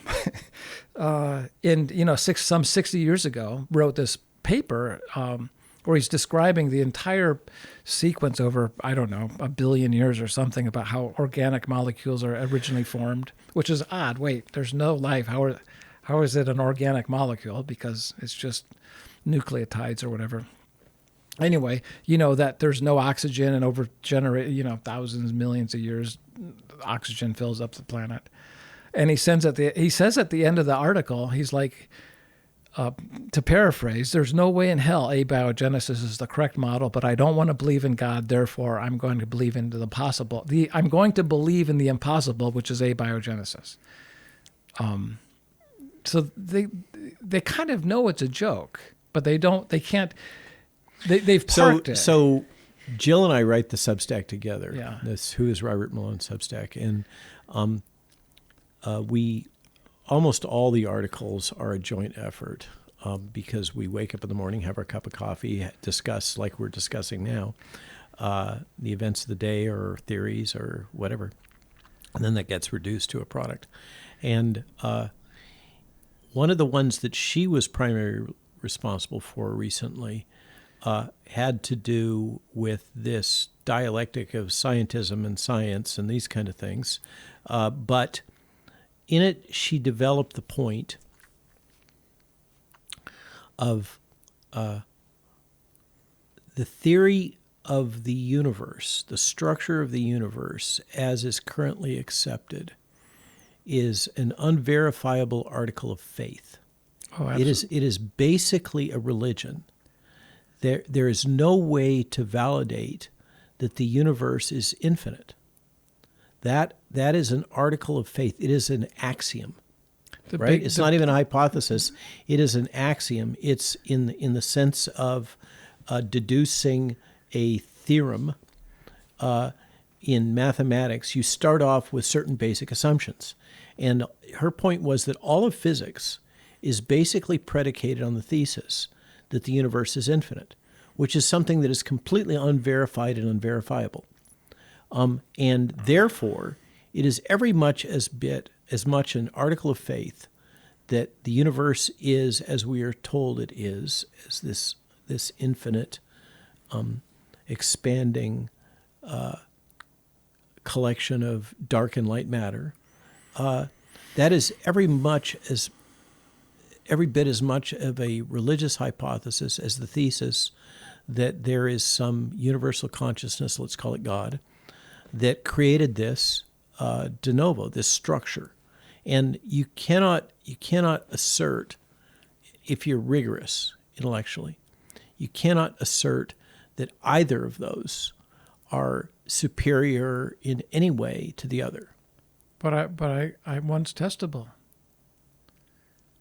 Right. Okay. So that the existence of some transcendent state of consciousness is as you've laid out, particularly in our first segment early on, you talked about the researchers and the research and Stanford Research International, et cetera,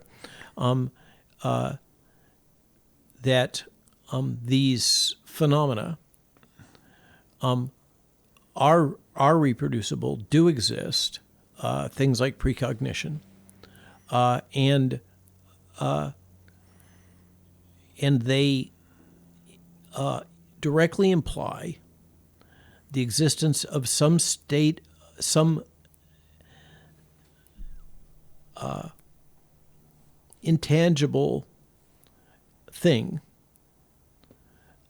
which is transcendent in the sense of all-knowing, in that it allows, if accessed, as you were telling the story of the girlfriend and the email, if accessed, almost anything is in the realm of knowable. But you have to suspend your skepticism, your judgment, in order to access it. It's like a logic flaw almost, that you can't get there from here if you rely exclusively on forebrain and language-based knowledge processing. 100%.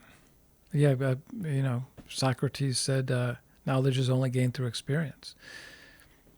And self-reflection, right? Isn't that the part of it? Well, but what's the self? In my model, self is with a capital S.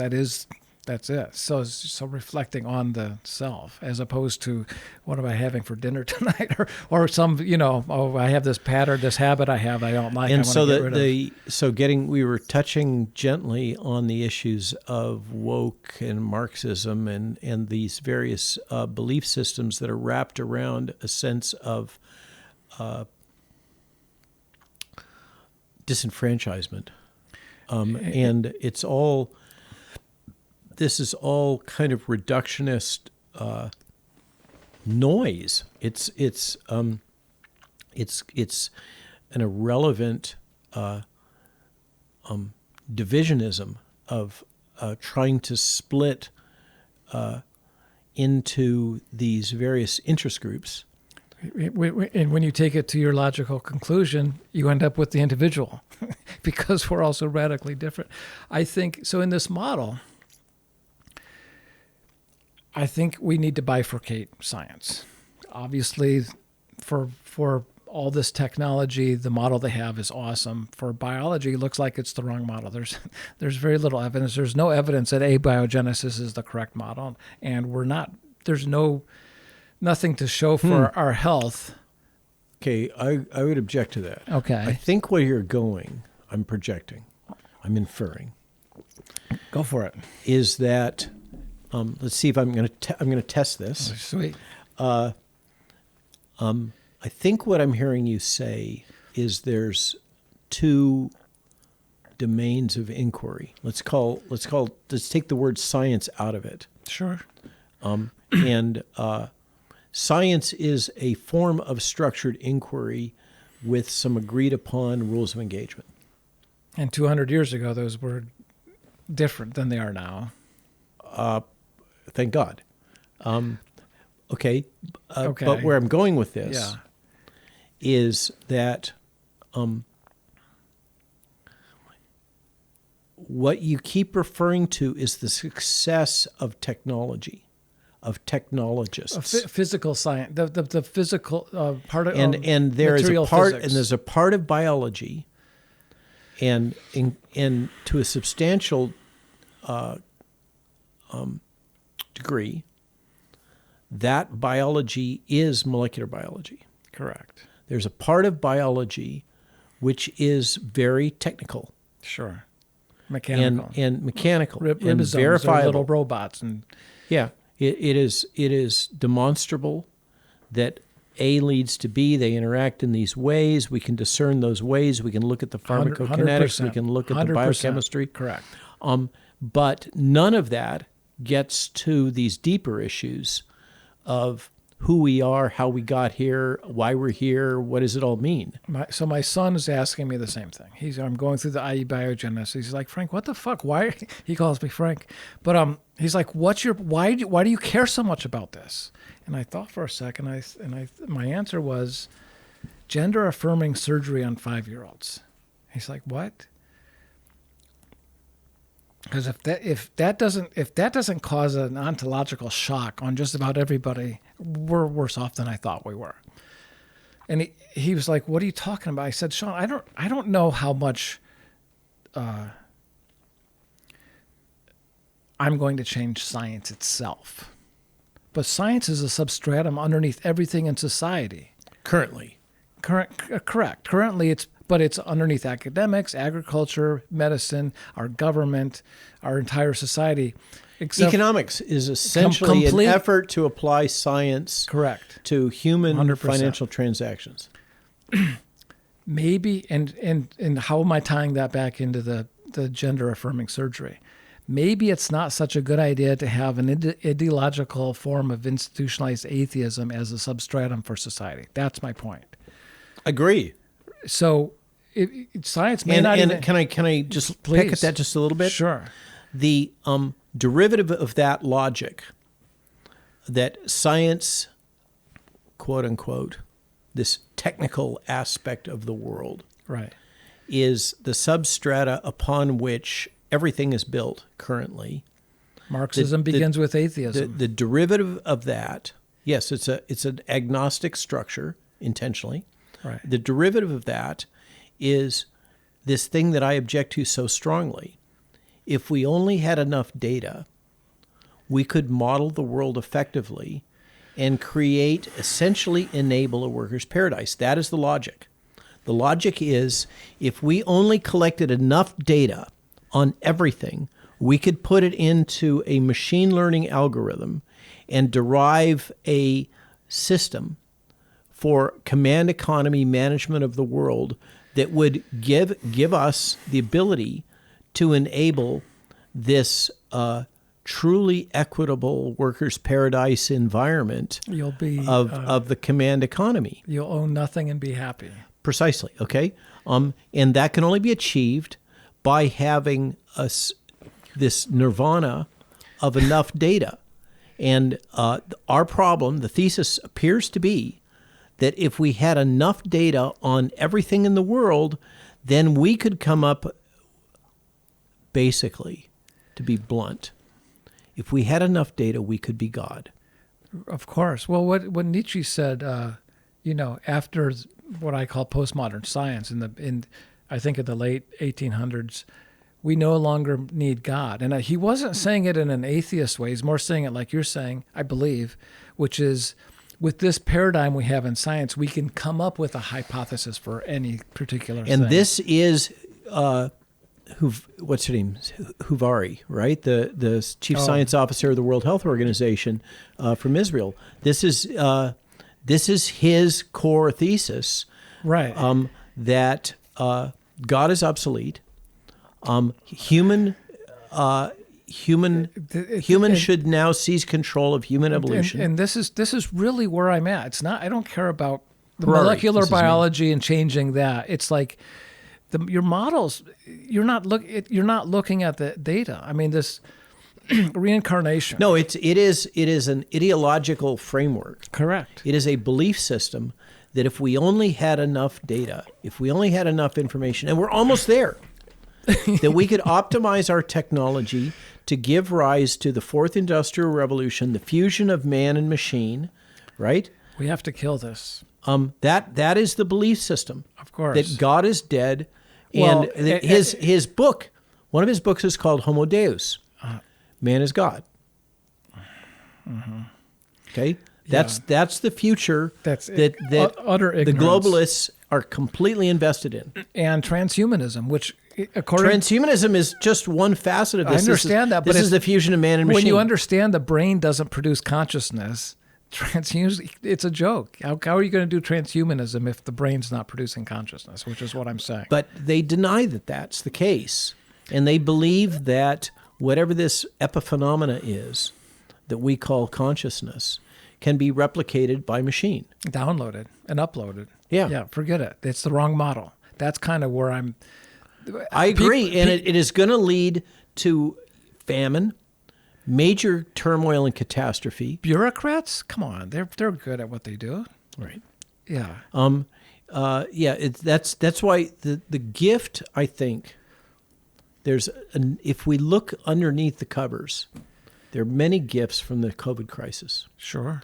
And one of them is that the thesis of the competent bureaucracy able to manage world affairs has just been destroyed by anybody willing to look at the data. I don't think a one world government's a bad idea.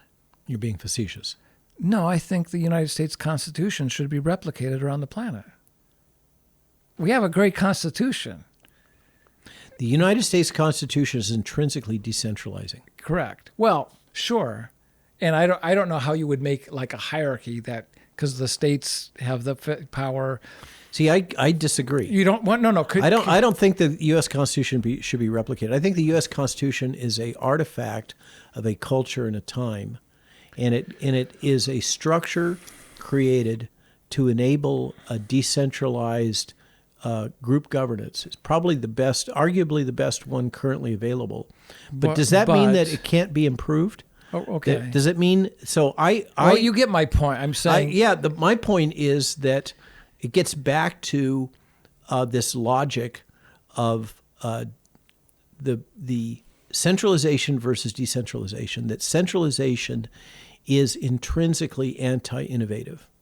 It's anti-sovereignty, individual person responsibility. Bingo.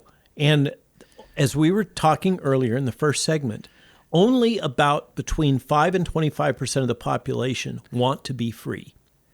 The rest want to be told what to do. They put themselves in the jail cell and throw away the key. Willingly. Willingly, yeah. Because it is wickedly hard to be a free living individual. You have to take personal responsibility for the good and the bad that comes into your life. The Huguenot certainty principle. You've heard of the Heisenberg uncertainty. Huguenot certainty principle is that most people, given the choice between knowing for certain where you're going and being in misery, or being completely uncertain of what's next and embracing it with a high degree of chance of happiness, most people will choose the misery. I agree. Right. It's probably at least 75%. He's 90, higher. So that gets to this, is it 5 or 25? But yeah, I agree. Freedom is a bitch. Sure. Living as a free individual or dyad or group is really, really tough. Absolutely. And it is because you have to be constantly prepared for the consequences of your actions, and you have to accept them. Talking about Zen. Absolutely. I mean, you have to become one with the reality, and you have to be, talking about enlightenment, you have to be enlightened to the point where you are willing to accept that the present reality as you're encountering it may not be predictive of the future, that the events that you're experiencing right now that are impacting on you have an unpredictable consequence and timeline and thread, and it's unknowable. You can't know where it goes. But those are the people, you were talking earlier about the floods in England, those are the people that survive and don't have the ontological shock. The ones who have the ontological shock are the ones who are not prepared, and they're part of they think they're under the illusion they're part of some collective. The ones that have the ontological shock are the ones that thought that they understood the nature of the world. Correct. And then were forced to confront, and for some reason were able to confront, the fact that their model of the world was no longer predictive. Whereas most people will defend their model of the world despite the data. They will reject the data, just like we're talking about cognition. How did I get so lucky? I mean, there is so that's a key question. Yeah. That is a super question, okay? And another one that I've talked to Matthias about extensively. What is it about, and many others, Right. what is it about that small fraction of individuals that, for instance, have been resistant to the narrative in the COVID crisis, just to give one example, okay? What is it that ties those people together? What is the common feature? And I've heard a lot of different hypotheses, but apparently the data show there is no one common feature. I'll throw one out. I've got a really low social IQ. So so you're disconnected from the accepted reality. But that's one. Not accepted reality. It's just I don't have a tribe. You Okay. know, it's like I'm not, actually that's a profound statement. I don't have a tribe. right. Okay, because you can arrive at I don't have a tribe through a lot of different roads, right? Sure. And you talked about your own social intuitive nature or lack thereof. Yeah. Many people that don't have a tribe have been evicted from their tribe, have encountered events during the course of their life that have caused them to become pariahs. Right. Well, so I may have used to have a tribe in this ultimate thing. I don't know if I ever did or not. And I bet that 25% at the most amenable, brainwashable probably have a really high social IQ. It is a super core question, I think. Right.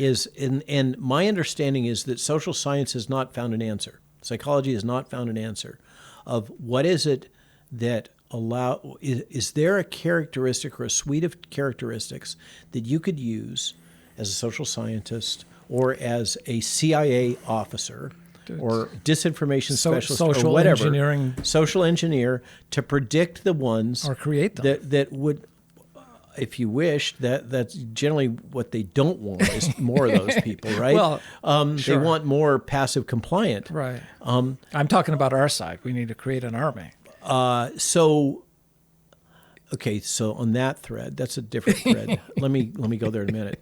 But my understanding is that this research into this domain has not revealed one consistent cluster of characteristics. It seems to be a very diverse population of people who are,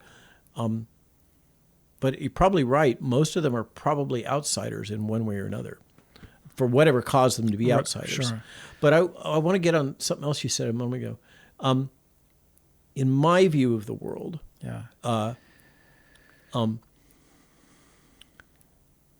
the profile of human diversity in terms of ability to, much like Huxley's comment, to accept social norms or reject social norms or resist social norms or externally applied ideologies is or intelligence fits on this also. I'm of the opinion that hyperintelligence is actually largely maladaptive. that there are structural limitations, just like I was talking about the evolution of our senses. There are structural limitations that give rise to who we are and how our mind works. So you're kind of an army brat, sort of. I mean, you had that childhood, so right. You were moving every couple of years. Yes, absolutely. Right. Yeah. So very much disassociated. That's probably part of it. So your genius is maladaptive because you moved. I don't know if that's true, but I'm kind of going with what you're saying. Well, what I'm trying to say is that, generally speaking, geniuses don't fit into society very well, and yet they are absolutely essential for society. What's the most important form of diversity? Marxism's all about diversity of thought, right? Amen. But I believe that the reason why the breadth of cognitive capabilities within the human species and these other parameters having to do with the mind, the reason why there is such a breadth maintained in the population, because you would think that we would all become hyper-intelligent over time. But hyper-intelligence carries a burden, all kinds of burdens. No and shit. it is maladaptive in many different ways. And that it is what I'm talking about is the benefits of diversity within the human species, not to mention cultures.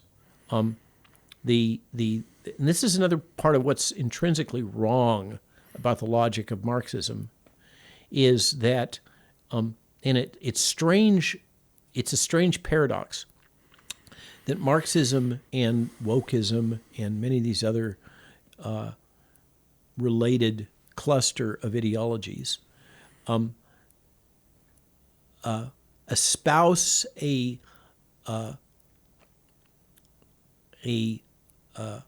desire and support for diversity, and yet they drive towards homogeneity. Absolutely. And I think that diversity is absolutely essential, and respecting that diversity exists, valuing it, celebrating it, Well, so I think enabling it. I think diversity, if I may be so bold, is all about celebrating and honoring all our differences and recognizing that every single person has something to bring to the table. But how can you celebrate and honor our differences if you're not even going to acknowledge we have them? Or if you're going to try to set up an ideologic structure that is designed to, it's right there, the phrase, okay? From each according to his needs, from each according to his abilities, to each according to his needs, that we're going to homogenize outcomes, ensure fairness as an objective, and embrace diversity. That is a paradox. It's a logic flaw. It's a logical paradox. Those two things cannot exist in the same ideologic universe. To try to force them together is a false synthesis. It may be very well intended, or it may be more malignant than that. But seems like Atlas Shrugged was unbelievably prescient. Incredible. Yeah. Not just Atlas Shrugged, the whole body of work from Ayn Rand. Right. Related to that is the observation that I've again and again and again we all make, those of us that are out and about in the world during the COVID crisis, that those that have survived the totalitarian regimes of Italy, Germany, and Venezuela, the former Soviet Union saw right through what was going on and objected to it from the beginning. Right. They were saying, this is it. Yeah. They could see it in a way, and this gets back to this ontologic shock logic. Right. They could perceive it because they had an experiential background in these data points that were cropping up, whereas the rest of Western society was basically in denial. I experienced this nonsense through this fucking ultimate Frisbee game for decades, and it's a microcosm of this, and I never really paid much attention to Trump. I never saw. I liked him in the '80s, but I never saw The Apprentice, and I don't watch TV and all that stuff. I saw him as a clown. Something like that. But as soon as he came down the elevator, in a carnival barker. Yeah, I see him as Hamlet. Fascinating. Because Hamlet kind of played the role of the clown while he was subverting the uncle, who was subverting his mom. But it's a whole different story. But what I saw was, holy fuck, these guys are treating Trump. I know that. That's what I've been doing for decades. And as soon as I saw those patterns, like you were saying with the Eastern Bloc people, that's when I really started looking. And there's good people on both sides. So I've come to this more recently. Yeah. Exactly what you're saying is there's no question that he has been subjected to this same portfolio of tools, this same toolkit. Right. And it's been an intentional The evidence is over. The data points right. are all over They're the there place. now, right? It's the data are in. Right. The Russian hoax, etc. And so many of this was DNC fomented, Hillary fomented. I don't know where you draw the line between that. There's a monster there, and where you want to slice the lines doesn't really matter. It's a beast. Fair enough. Fair enough. Yeah, the Leviathan. Sure. The administrative state. But you cannot deny his overarching ego, which, and the exemplar for that is his insistence that the vaccine program was a good thing. The outcome was good. So I'm always looking, and I don't want to be that's an unforced error. I don't know. So I try to always be in an I don't know state as much as I can. And it's like, okay, because like I said, I see Hamlet. The story of Hamlet is, his uncle killed his dad, and then for him to, he played the crazy man for some time until he was able to prevail. That's the reference. So I'm always looking at. Donald Trump is the Prince of Denmark. Yeah. No, just that he's operational. He knows what's happening. And so when he talks about the vaccine, I'm always like, okay, what's his play? And I got a few ideas. Maybe I don't want to get this video taken off, or I don't want to be shot or whatever. But I'm not sure. I just don't. So the thesis in my world, predominant thesis, is that he got rolled. That he was outside of his technical competence. Sure. And he got played by a group of very cliquey insiders. This relates to my groupthink essays and interviews. Irving Janus, Victims of Groupthink, is the title of the book. That if you go through Janus's thesis, really, and his points to identify groupthink, based on his analysis of many of the great political crises of the United States and successes through the 60s, including the Vietnam War, but the Bay of Pigs and all that, you have these group dynamics that get set up among an insider clique, and a series of behaviors, which, by the way, also includes this gross unethical behavior that we've observed, the dehumanizing, the rejection of outsider points of view, etc.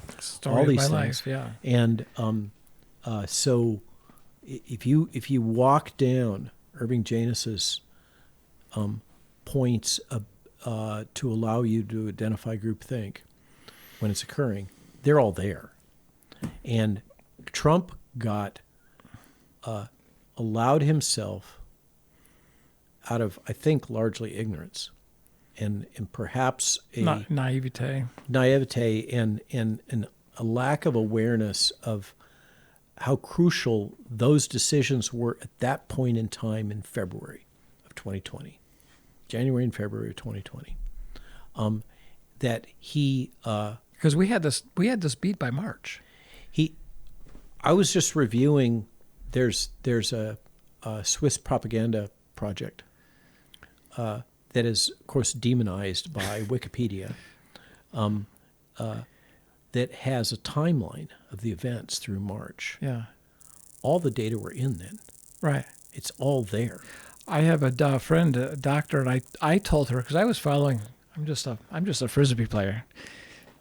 I was following this. I think I heard about a new COVID virus in December, but I was telling her in February, get your. She was on the front line, doctor in the hospital there in Kansas City, and I was telling her, I think in February, I said, get yourself some hydroxychloroquine as a prophylaxis, and nobody was talking about this then. Actually, they were. Well, no, I know there was the Chinese thing, and I got it from both South Korea and India. But Ralph Barrick had written a paper years before about the effectiveness of hydroxychloroquine in SARS-1. Right.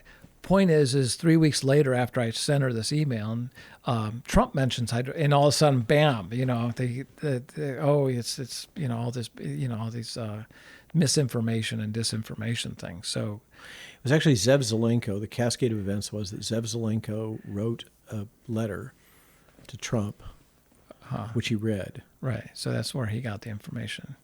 But anyway, just watching again from my Hamlet perspective, when he said that and what happened, I was like, what the hell's happening here? We've got therapeutics that work, ivermectin works. What the hell's going on? And the short answer is that the data are in that Janet Woodcock, Rick Bright, and others conspired to shut down, and Navarro talks about this extensively because I remember first person, Peter Navarro was on point as an economist. What the hell? To source ivermectin. To source hydroxychloroquine from all over the United States and the world. And he did his job. He got it, and they ended up throwing away those doses, Jesus. destroying those doses. That's crazy. But there was a concerted attempt to destroy the legitimacy of any early treatment. But even before that wave happened, and that absolutely involved, so Rick Bright bailed out of BARDA, and I know the inside scoop on that cascade of events. Where did he go? Rockefeller. Oh, I was going to say something else. At the same time, within days or weeks, but March 2020, Twitter, Facebook, Instagram are all saying mail-in voting is safe and secure. This is simultaneously happening. Oh, they are all intelligence. Yeah. That's and then we're getting the vaccine safe and effective. It was the same exact message. Yeah, no, they this Intercept article that I was referring to earlier before we started recording, from Glenn Greenwald, that talks about the Snowden releases in one of the particular ones that talks about the development of the infrastructure as a collaboration between UK and US intelligence community, and particularly DOD, to demean, spread disinformation, destroy reputations, etc., all in the service of spreading whatever the narrative is that is approved. And this is long before COVID. No, it's 10 years ago. Almost. Yeah.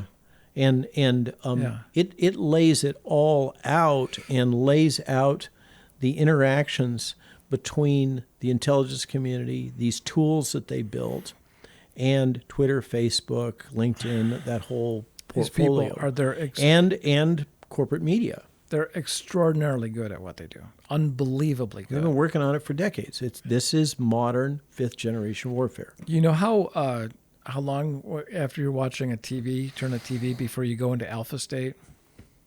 It's like 15 seconds. Oh, really? Oh, yeah.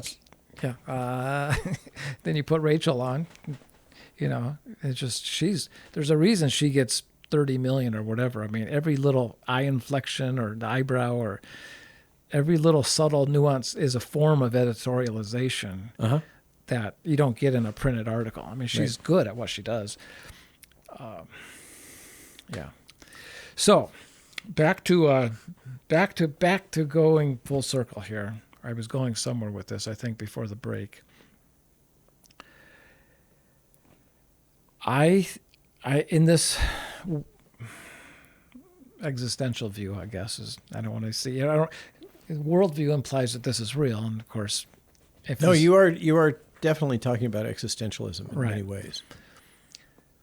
Identity politics, in my mind, should begin and end with this one simple statement: I identify as a spiritual being, and that is something that can unify everybody, and we can stop all this divisiveness. I identify as this and this, because all these superficial differences, compared to this one thing that's beyond awesome, like literally what it means to be a spiritual being. If we could just identify with that, but we can't, because of this pervasive sense of atheism. And as a result of that, I don't think it's a stretch. I mean, there was a chart I saw recently about kids, teenagers, early 20s, depression and all these mental diseases in the 26%, and then over the last 6 months, it's up to 50% and stuff like this. I mean, they're socially isolated. There's they are psychologically manipulated. They have no tools to deal with. They don't know. They have no resiliency. Yeah. They have no. Trying to think of my son. They're God, I saw this movie with him yesterday, this Spider-Man Across the Spider-Verse or something. Okay. This thing is so noisy. I mean, it's so dense with, I couldn't. Stimulation, dopamine hits. I don't know, maybe, but it's animation, but it's, yeah. And I'm like, how can you watch this? And he's like, what are you talking? He's like, they can just absorb that, which is mind-blowing because there's way too much stuff coming in at once. It's crazy. But it's the world they've been raised in. The world they've been raised in. They don't have the tools. They don't have. Yeah, they can't be alone. I don't know. I think if we can get rid of this atheistic substrate in our society. So that's one explanation. I don't know that it's the right or the wrong one. I haven't really pondered it a lot. I do know that we are raising an amazingly entitled generation. Oh, he's entitled for sure. And they are disassociated from a sense of social responsibility. They have no self-esteem. Yeah. So. Yeah. So that's a problem. That's a big structural problem. And can religion fill that gap? Not religion. I'm not religious. I don't believe in God. You believe in a shared common consciousness. I don't believe it. So I think by saying I don't believe in God, I think that's a linguistic thing. No, I would say you tell me what God is, and I'll tell you whether or not I believe in that thing that you're describing. Because you're trying to put finite words on an infinite being. You believe in a universal consciousness that transcends all life. I've had some experiences. I've done the research that looks like the correct model. I see that model as a testable hypothesis. In other words, enlightenment is something every master So is said. that part of your belief system? I don't know what I believe. I mean, I know. I try not to. So that's in my mind, that is the key to resolution of the unknowable. Is the unknowable has to be approached through belief. You have no choice but to say, okay, I believe. I can't test these. So that's what gets you beyond the scientific method, as far as I'm concerned, is to acknowledge that there are things which have to be accepted on, we could call it faith or whatever you want to call it. I believe that these studies on human consciousness, that they were conducted, okay, I believe if I look at everyone from Socrates to Buddha, that there's, you know what I'm saying? Like my beliefs are very thin. Like, okay, I think there's something to that. Yeah, you're still trapped in the scientific method. Not trapped. You've just said that the only things that you can allow into your model of reality are the things which you believe have met the criteria of the testable hypothesis. No, I'm trying to put the word belief on certain things because I try not. So back to Jesus, and let me go back to Jesus. I think Jesus and Socrates were both killed for the same exact reason. Yes, they're heretics. They're both ideological class. They're both anti-ideology. If you become one with reality, or with everything, of course you're looking at any group thinking, saying, stop that. The Socratic method was to try to break people out of their ideology. Buddha was born at a time when India was very intellectual and very wealthy, and a lot of people stuck in their heads. And he just says, shut the fuck up. Go sit underneath that tree, close your eyes, and observe sensations. That was his solution. And so Jesus is coming, and who is Jesus fighting with? He's fighting with the Pharisees. The Sadducees and the Essenes he's getting along with, who are more experiential. But the Pharisees, who are the ideologues, that's who he's clashing with. Who was Socrates? What was Socrates guilty of? Corrupting the minds of the youth. So they were both trying to destroy. I think in this model that I'm presenting, that they were both anti-ideology. Okay. All right.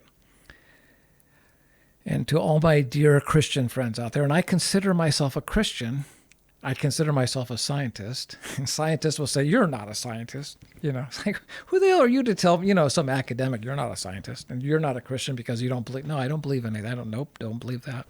But to my dear Christian friends, I have a Socratic question for you. If Jesus, as I'm suggesting, was anti-ideological, which I'm pretty sure maybe I believe it, but how is it then that the Nicene Creed, which is the foundational 5 paragraphs for the Bible and Christianity, is most likely the most ideological document mankind has ever created? You can't reconcile these two things. And if we've learned anything over these past, certainly 7 years, let's go back to the escalator, it's how human nature works and how people in power will do anything to stay in power. So is it too much of a stretch to think that 1700 years ago, things got a little bit wonky with what was being presented as what Jesus was teaching versus something? Let me shift gears a little bit. If you look at all the different traditions, you look at Socrates, and again, quantum mechanics and research into human consciousness, Christianity is an outlier. The core beliefs, he's the only Son of God. Let's say, Robert, you became enlightened tomorrow afternoon, as I'm describing it, and you become one with this universal consciousness, and you come back and you said, I am the way, the truth, and the light. Who's talking? Is that Robert, or is that universal consciousness? If you say, I am the Son of God, there's a slightly different interpretation there. Which could have been a translational error.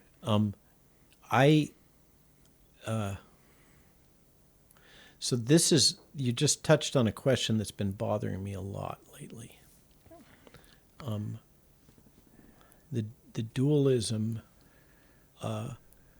Jesus is the Son of God, and we are all the Son of God. And I feel the need to talk to some friends and colleagues in the community about this, because it's something that's really been bothering me. Because in a sense, Jesus saying, I'm the Son of God, is he saying he's the only Son of God? Because that's contrary to a lot of the other Christian teaching. What's the first sentence in the Lord's Prayer? Our Father. Our Father. He doesn't say my Father. Right, our Father, you're right. So if we're all the children of God, which is the thesis. Which fits into my idealism-based existence. Was Jesus expressing a unique relationship, or was he expressing a more universal relationship? What I was explaining is that if I'm not going to talk about me, because then it'll be, if you became enlightened, I'm on my website, Dogs and Baskets. My second film's called Beyond Belief, where I make a case that's very cogent. It's not preachy. It's just here's some things that Jesus spent 80 years in India. He's the 18 missing years. There's been a long time. There's stories. That's where he went. Last time we saw him, he's kicking the rabbi's ass, and they're okay. Well, let's send him to India, where so he gets enlightened, according to this story. And if you went to Norway and became enlightened, and you came back to Virginia and they tried to kill you, where would you go? And in none of the 4 canonical Gospels did Jesus actually ascend into heaven. That was added hundreds of years later. And the official narrative is he's still alive afterwards. So he goes back to India and he lives there till he's 100 years old, something like that. But if you became enlightened, meaning you became one with this universe, not this universe, the consciousness behind this universe, which may not be God. It could just be the Son of God. God could be beyond that consciousness, hypothetically. And if you became that consciousness, which I can become, Mike can become, anybody can become, any of us, when we are in that massive, I don't even know, it's not, you can't even use size to describe it.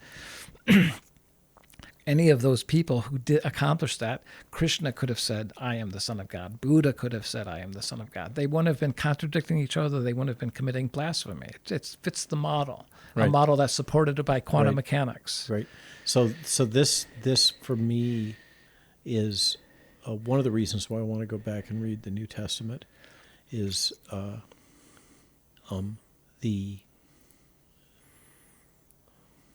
there's another aspect to Jesus' story, a number of them, facets, that, maybe sometimes you only come to these things, you can come to them as a child with a childlike awareness, and then you can come to them as an adult.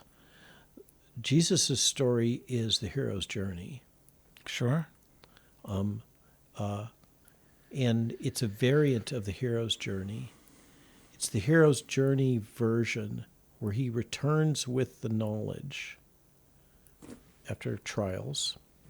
So that's core hero's journey thesis.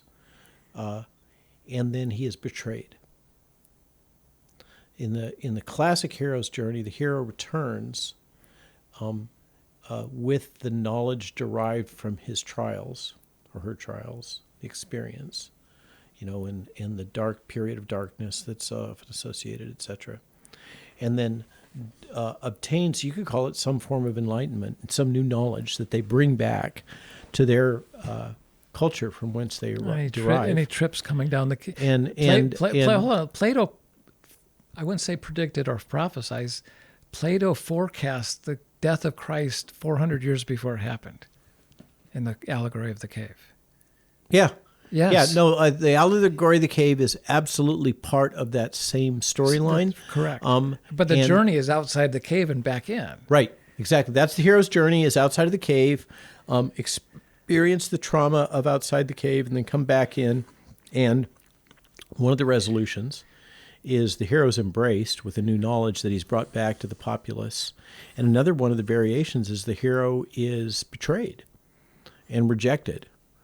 And that is absolutely Christ's story. Rejected he is betrayed. By Peter? He's betrayed by everybody that's there at the Last Supper, right? He's betrayed by all of them in one way or another. But I thought that was cancel culture. Like that's the fear of being associated with a heretic.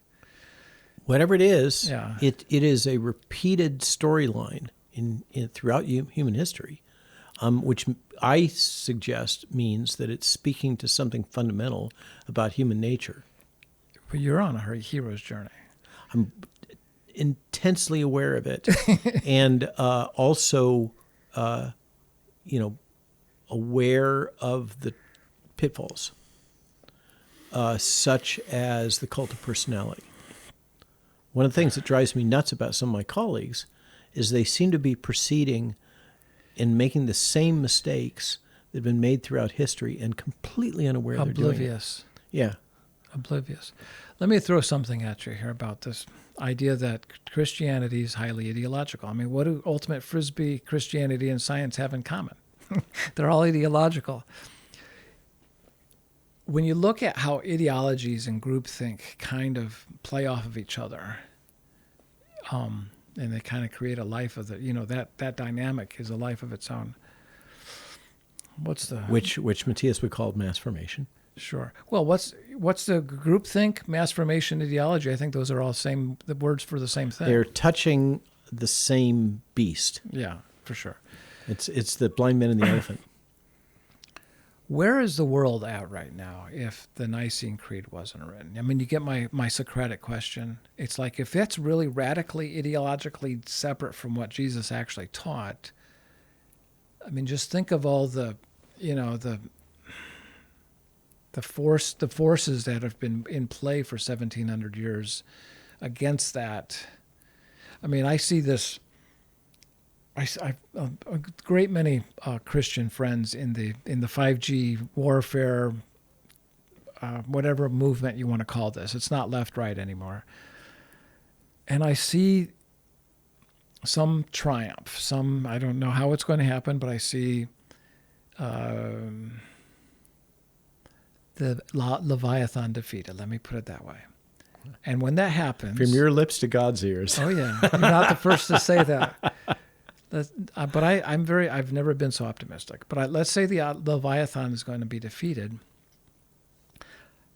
One of my main concerns is that all my Christian friends are going to see it as a victory for their ideology, and we're going to re-perpetuate this 17-year-old cycle that.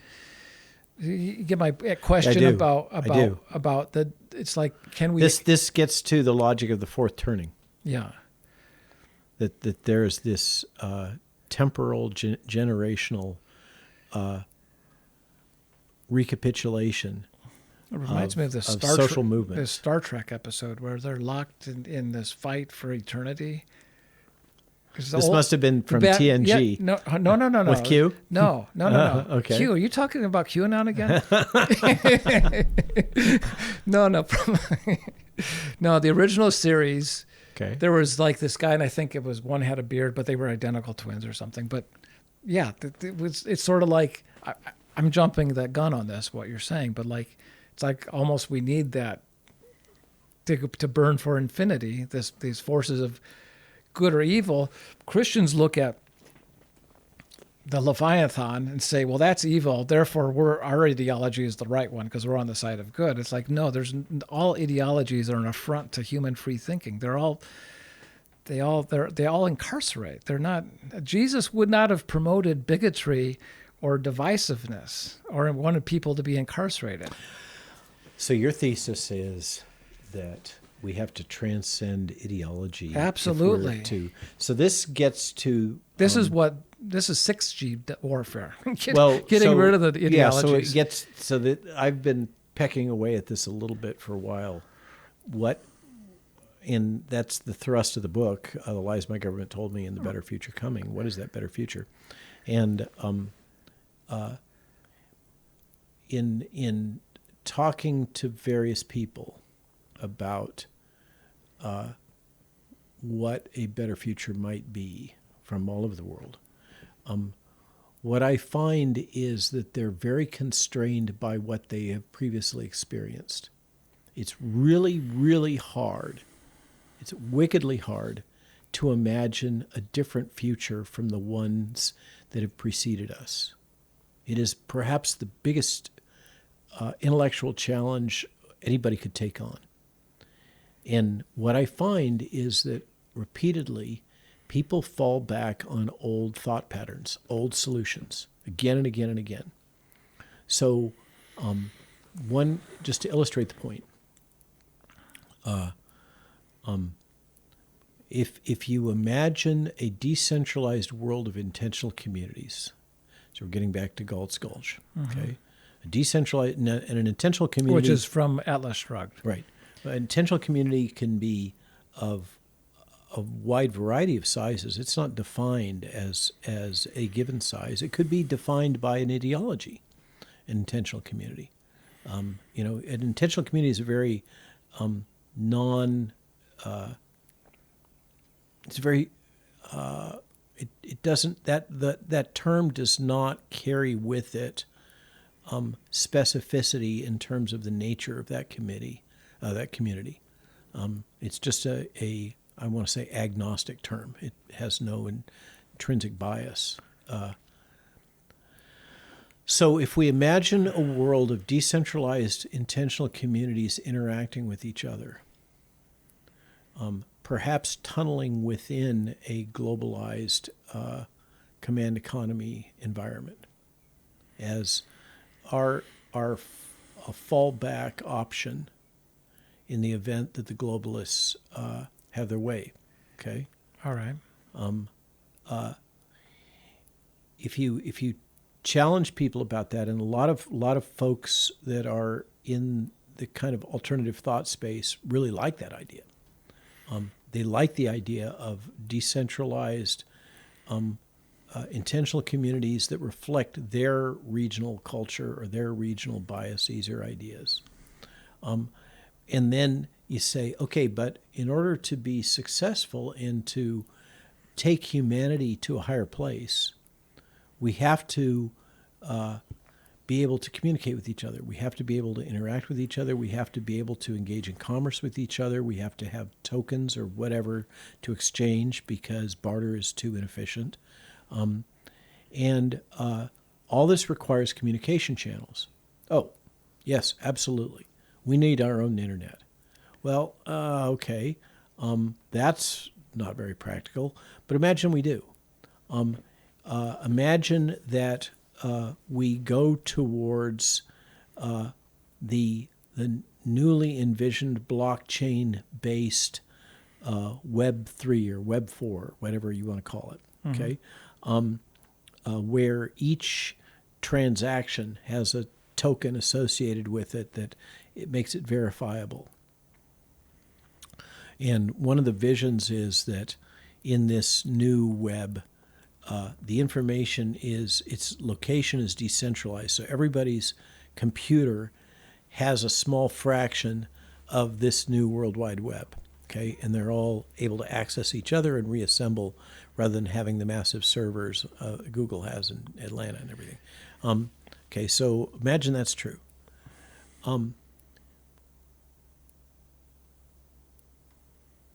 Child snuff films, okay, boom, okay? We can all agree, pretty much, that child snuff films are bad.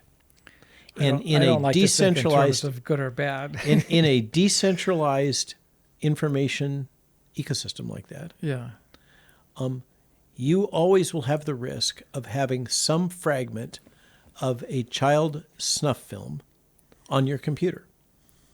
I use that as an example because it shocks people. No, it's perfect.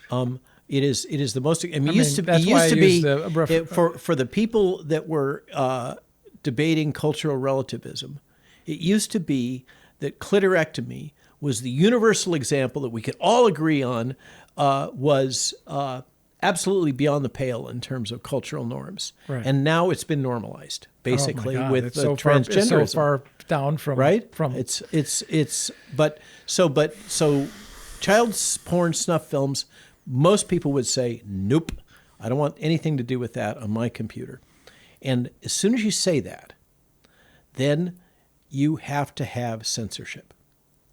And then you go down the exact same cascade. As you were going through that whole thing, I was kind of thinking, wait a second, you're not, the underlying humanism isn't being addressed, which is people are shitty. Yeah. So you cannot.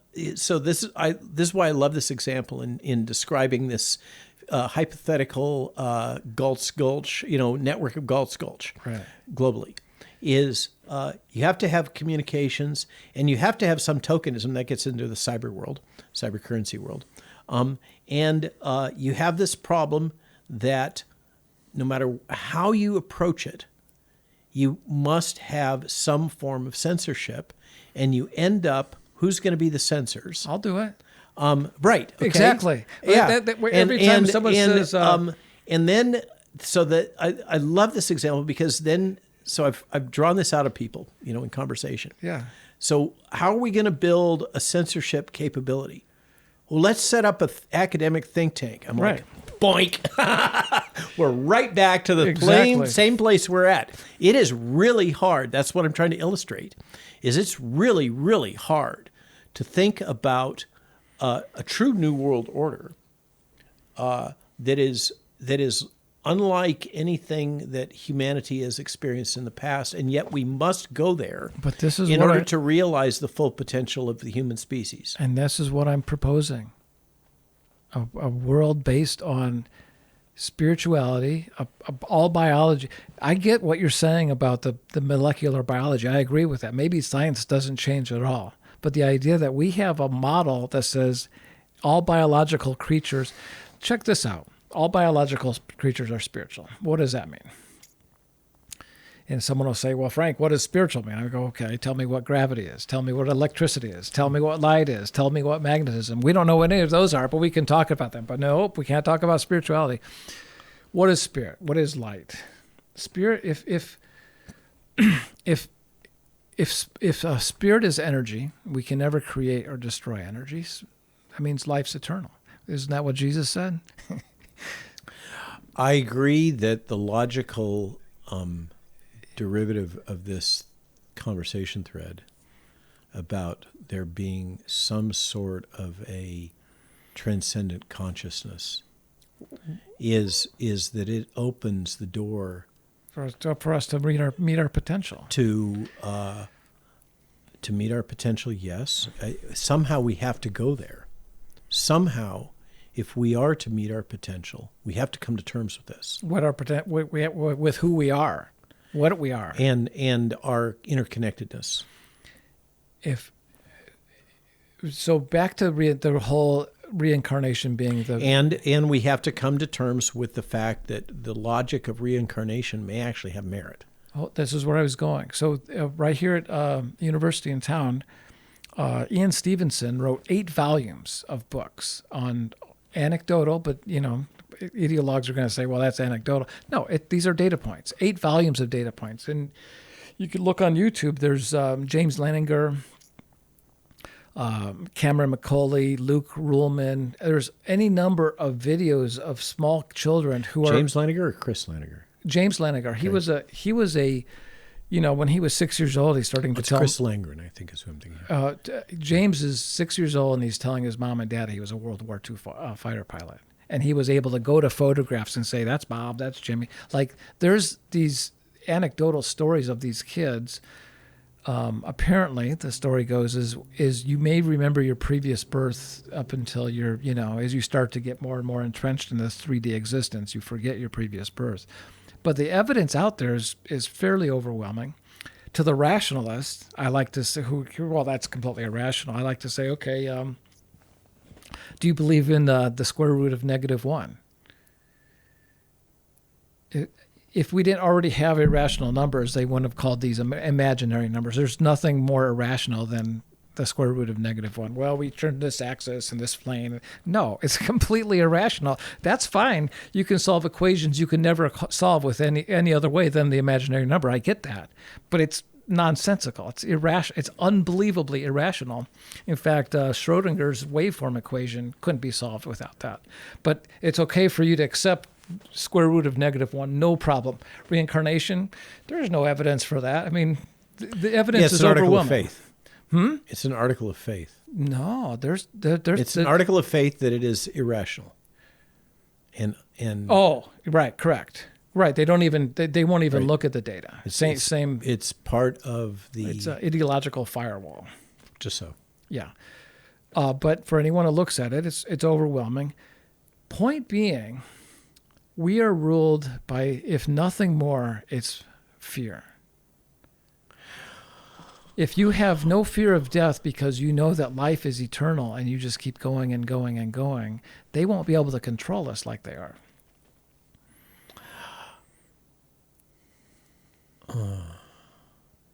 So that's true. Fear is absolutely a weapon. It's Weaponized. absolutely weaponized. Absolutely, yeah. Routinely. For thousands of years. Yes. Absolutely. Now more so than ever. Now it has become industrialized. Right? That hurts. I don't know why, but that was like, man. Through the tube, through the internet, through everything, it's a business model. Fear is a business model. Absolutely. Fear porn. Yeah, fear porn, and the weaponization of outrage, which is the sister to fear. It's pretty funny, the whole outrage culture, part of the CBGBs. I don't know. I don't have a good hook on what it is, why it's so easily deployed. I guess it's just... Well, so one of the things about fear, and it's, I think the definitive quote is Frank Herbert from Dune. Fear is the mind killer. Right. Fear absolutely activates your lizard brain. Sure. And completely shuts down your ability to consciously process. Amygdala override. Yeah. Fear trips you into fight or flight. And it's profound. You don't have a lot of conscious control over it.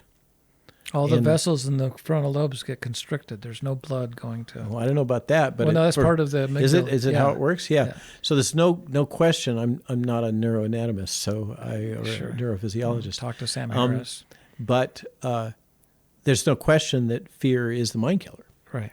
And it overrides logic, and it evokes primitive responses, and those primitive responses can be manipulated and weaponized readily. What we saw the last 4 years has been a masterclass. Absolutely. Unbelievable. Watching people do, And they are. It is so powerful that they are still in complete inability to acknowledge how profoundly they've been manipulated. It goes beyond hypnosis. Oh yeah. So it's, I think that one of the best tools to combat fear is knowledge. Absolutely, 100%. But I'm the not knowing of the self, like knowing you're eternal. That's one form, even technical knowledge. Sure. I mean, if I was to describe what I've done over the last 3 years in this COVID crisis context, it's been to educate. Right. It's been to educate people about the mRNA technology and demystify it. I've done a lot of other things too, but the core thing, podcast after podcast after podcast, Dr. Malone, tell us what this technology is. What does it really do? How does it really work? It's all been mystified, and that has absolutely served the interest. And there's the interests of these people that wanted to exploit it for fear purposes and control purposes. There is no rational reason why Tony Fauci couldn't have done a 20-minute piece on PBS demystifying RNA vaccines. I was watching Steve Hirsch and you and Brett. Brett's kind of funny to me because he's the evolutionary biologist who's an atheist who got steamrolled, at Evergreen by a ideology that's a derivative of his profession. Anyway, I'm watching that, and at the end of it, where you're talking about. By the way, I agree. He's a paradox in so many different ways. Just the evolution of knowledge. As I watch, just in a few short years, the progression of what we're finding out. So I think 5-10 years from now, as we look back, it's going to be far darker, far more diabolical than we can even get our minds around. If it's allowed. Well, sure, no, of course, but just be discussed. We've gotten a lot more knowledge, to your point, than we did a few years ago, and that's alleviated fear. Yes. So fear, courage is confronting your fear and acting in an ethically appropriate way despite it. Right. It's not being fearless. It's embracing it. Yeah. And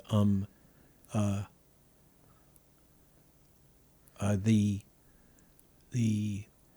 weaponization and exploitation of fear for population control, behavior control, money, whatever, is the whole Ernst Wolf origins of the COVID crisis.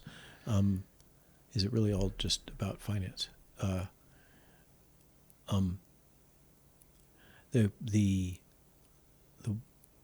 way that we must overcome it is to come to terms with what was done to us, and have knowledge of that and accept that knowledge. I don't see how we as a global population can progress after having experienced this masterclass unless we come to terms with how readily we were manipulated. People like you and I, who've been in this from day one for various reasons, who've been devouring everything we can, are going to be shocked.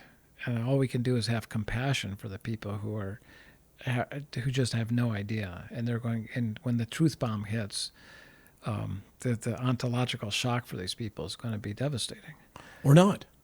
That's well, the point. For a large fraction of the population, they will carry forward until the day they die with this belief system that was promoted and basically injected into their minds. If Jeffrey Epstein's still alive and he makes a cameo and he comes out, or if Susan Rice comes out, or some Leviathan appendage comes out with a full, like, they will be immediately discounted. I understand. I'm just like, God, is there not some? I mean, Jeffrey Epstein. You are looking for salvation. No. I'm just curious. I'm not arguing with you. I'm like, God, is that true? What would a truth bomb look like? Or is it just not? There is no truth bomb, that people are just going like, holy crap, this has all been. You know what I'm saying? And I believe that for at least half the population, if not 3/4 of the population, there is no such.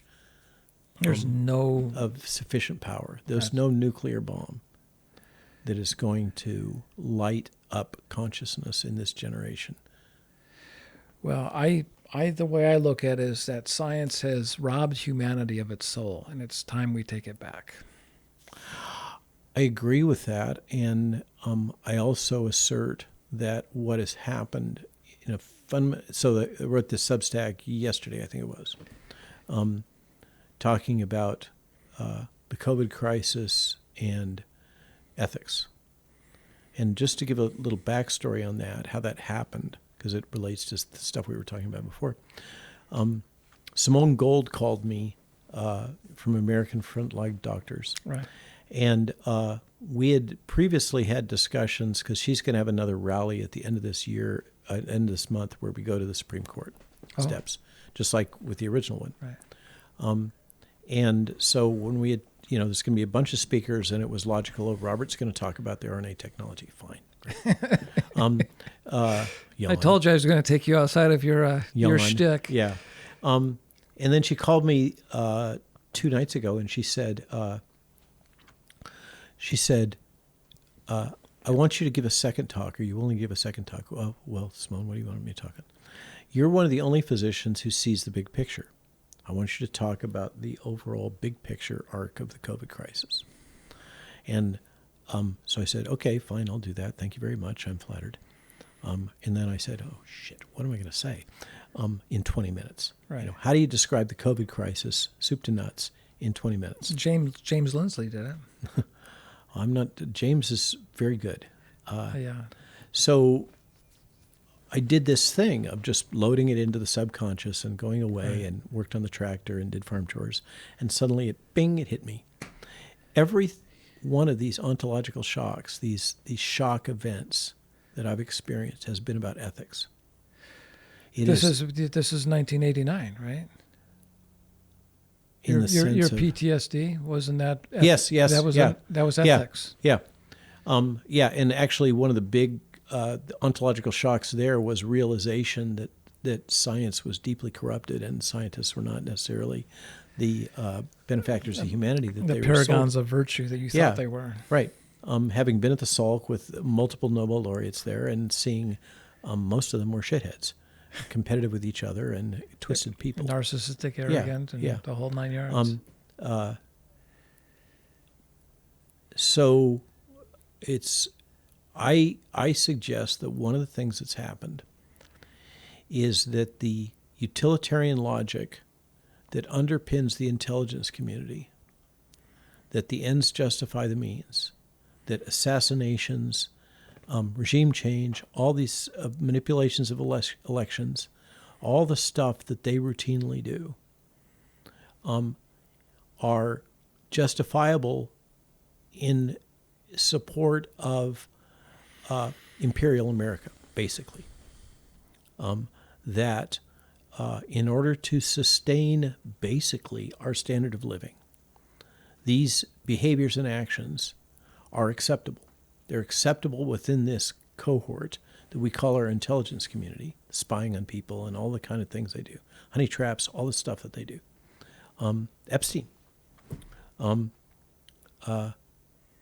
that ethic of the intelligence community has become assimilated by the administrative state in general. We have seen the fusion. Again, where it is the Leviathan. Where do you draw the lines? We have seen the fusion of the Leviathan and the intelligence community, and what has come out of that. And the uniparty. The product of that, the child of that, the slouching beast, slouching towards Bethlehem in the Second Coming by Yeats, right, is the reference.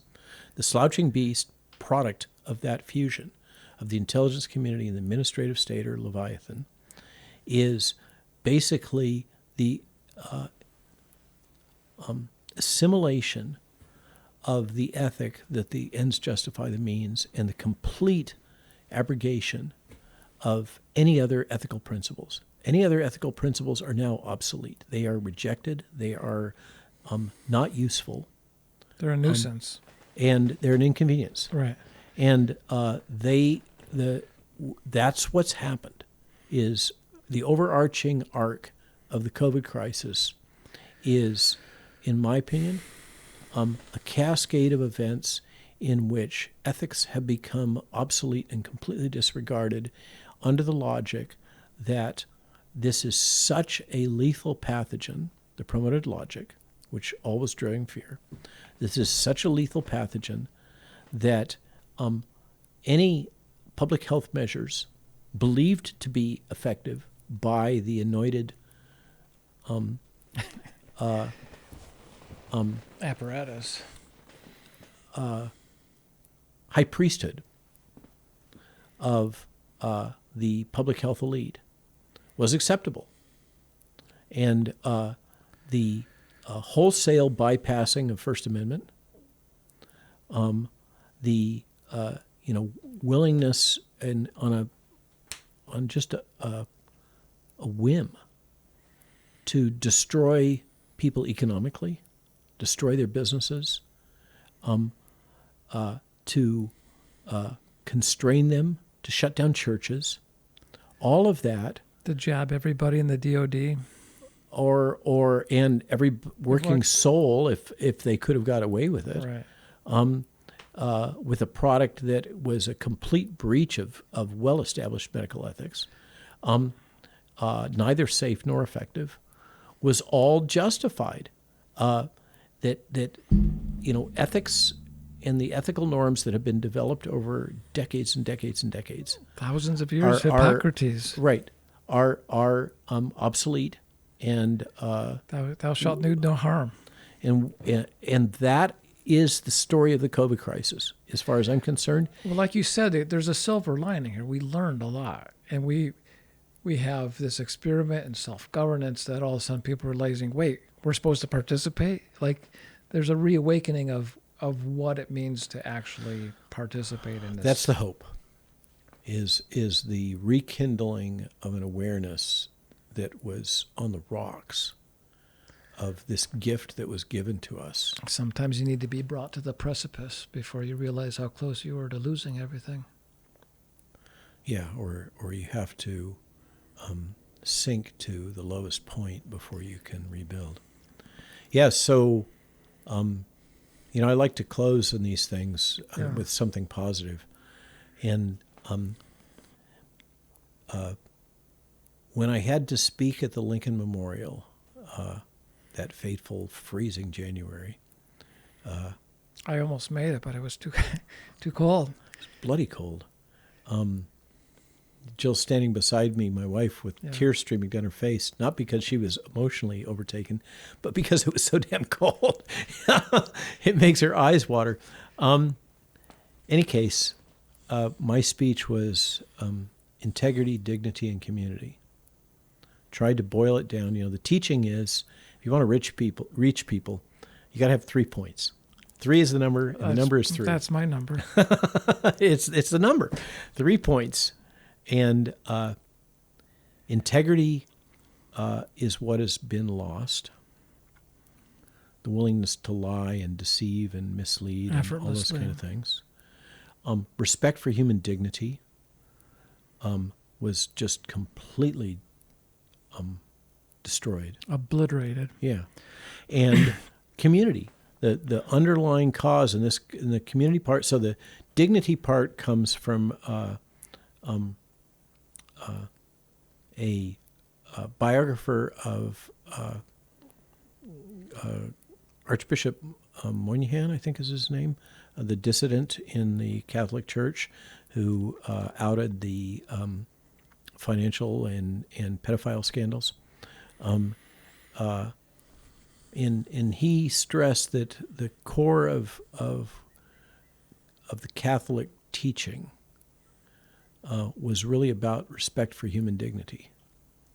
And the integrity I just touched on. Community comes from Matthias Desmet and the thesis that the underlying failure that enabled the psyops, the psychological manipulation, the weaponization of fear, was the destruction of community.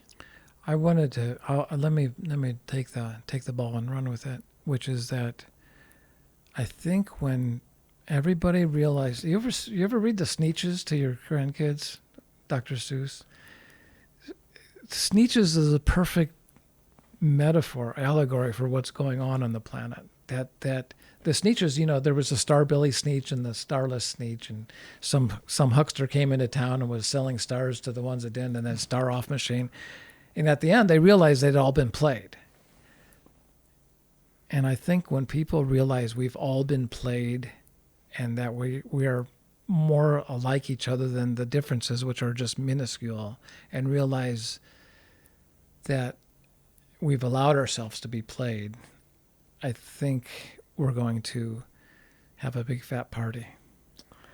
From your lips to God's ears, I agree with you that it could be that the wedge to drive awakening and realization in that cohort that is so resistant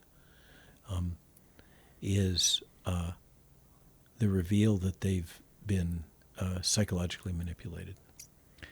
And I think it's already you can see signs of it. It's there. CNN's ratings are a data point. Sure. The growing failure of the corporate media business model is a data point. The rise, the incredible story of Joe Rogan is a data point. Joe Rogan, who, if nothing else, his brand is genuine. Joe is, he's the best. I mean, I used to think Howard Stern was a great interviewer. Then he jumped the shark, I guess, when he went to Sirius. He was able to elicit response. I mean, I thought he was a great. Joe is so awesome it's just his interviewing skills and. Yeah, and a key thing, and I've often pondered, what the heck is it about me that makes people want to listen to me on podcasts? And everybody, many of my detractors think I'm just a raging egoist and narcissist. It's the first impression I got. Yeah. Yeah, no, not really. But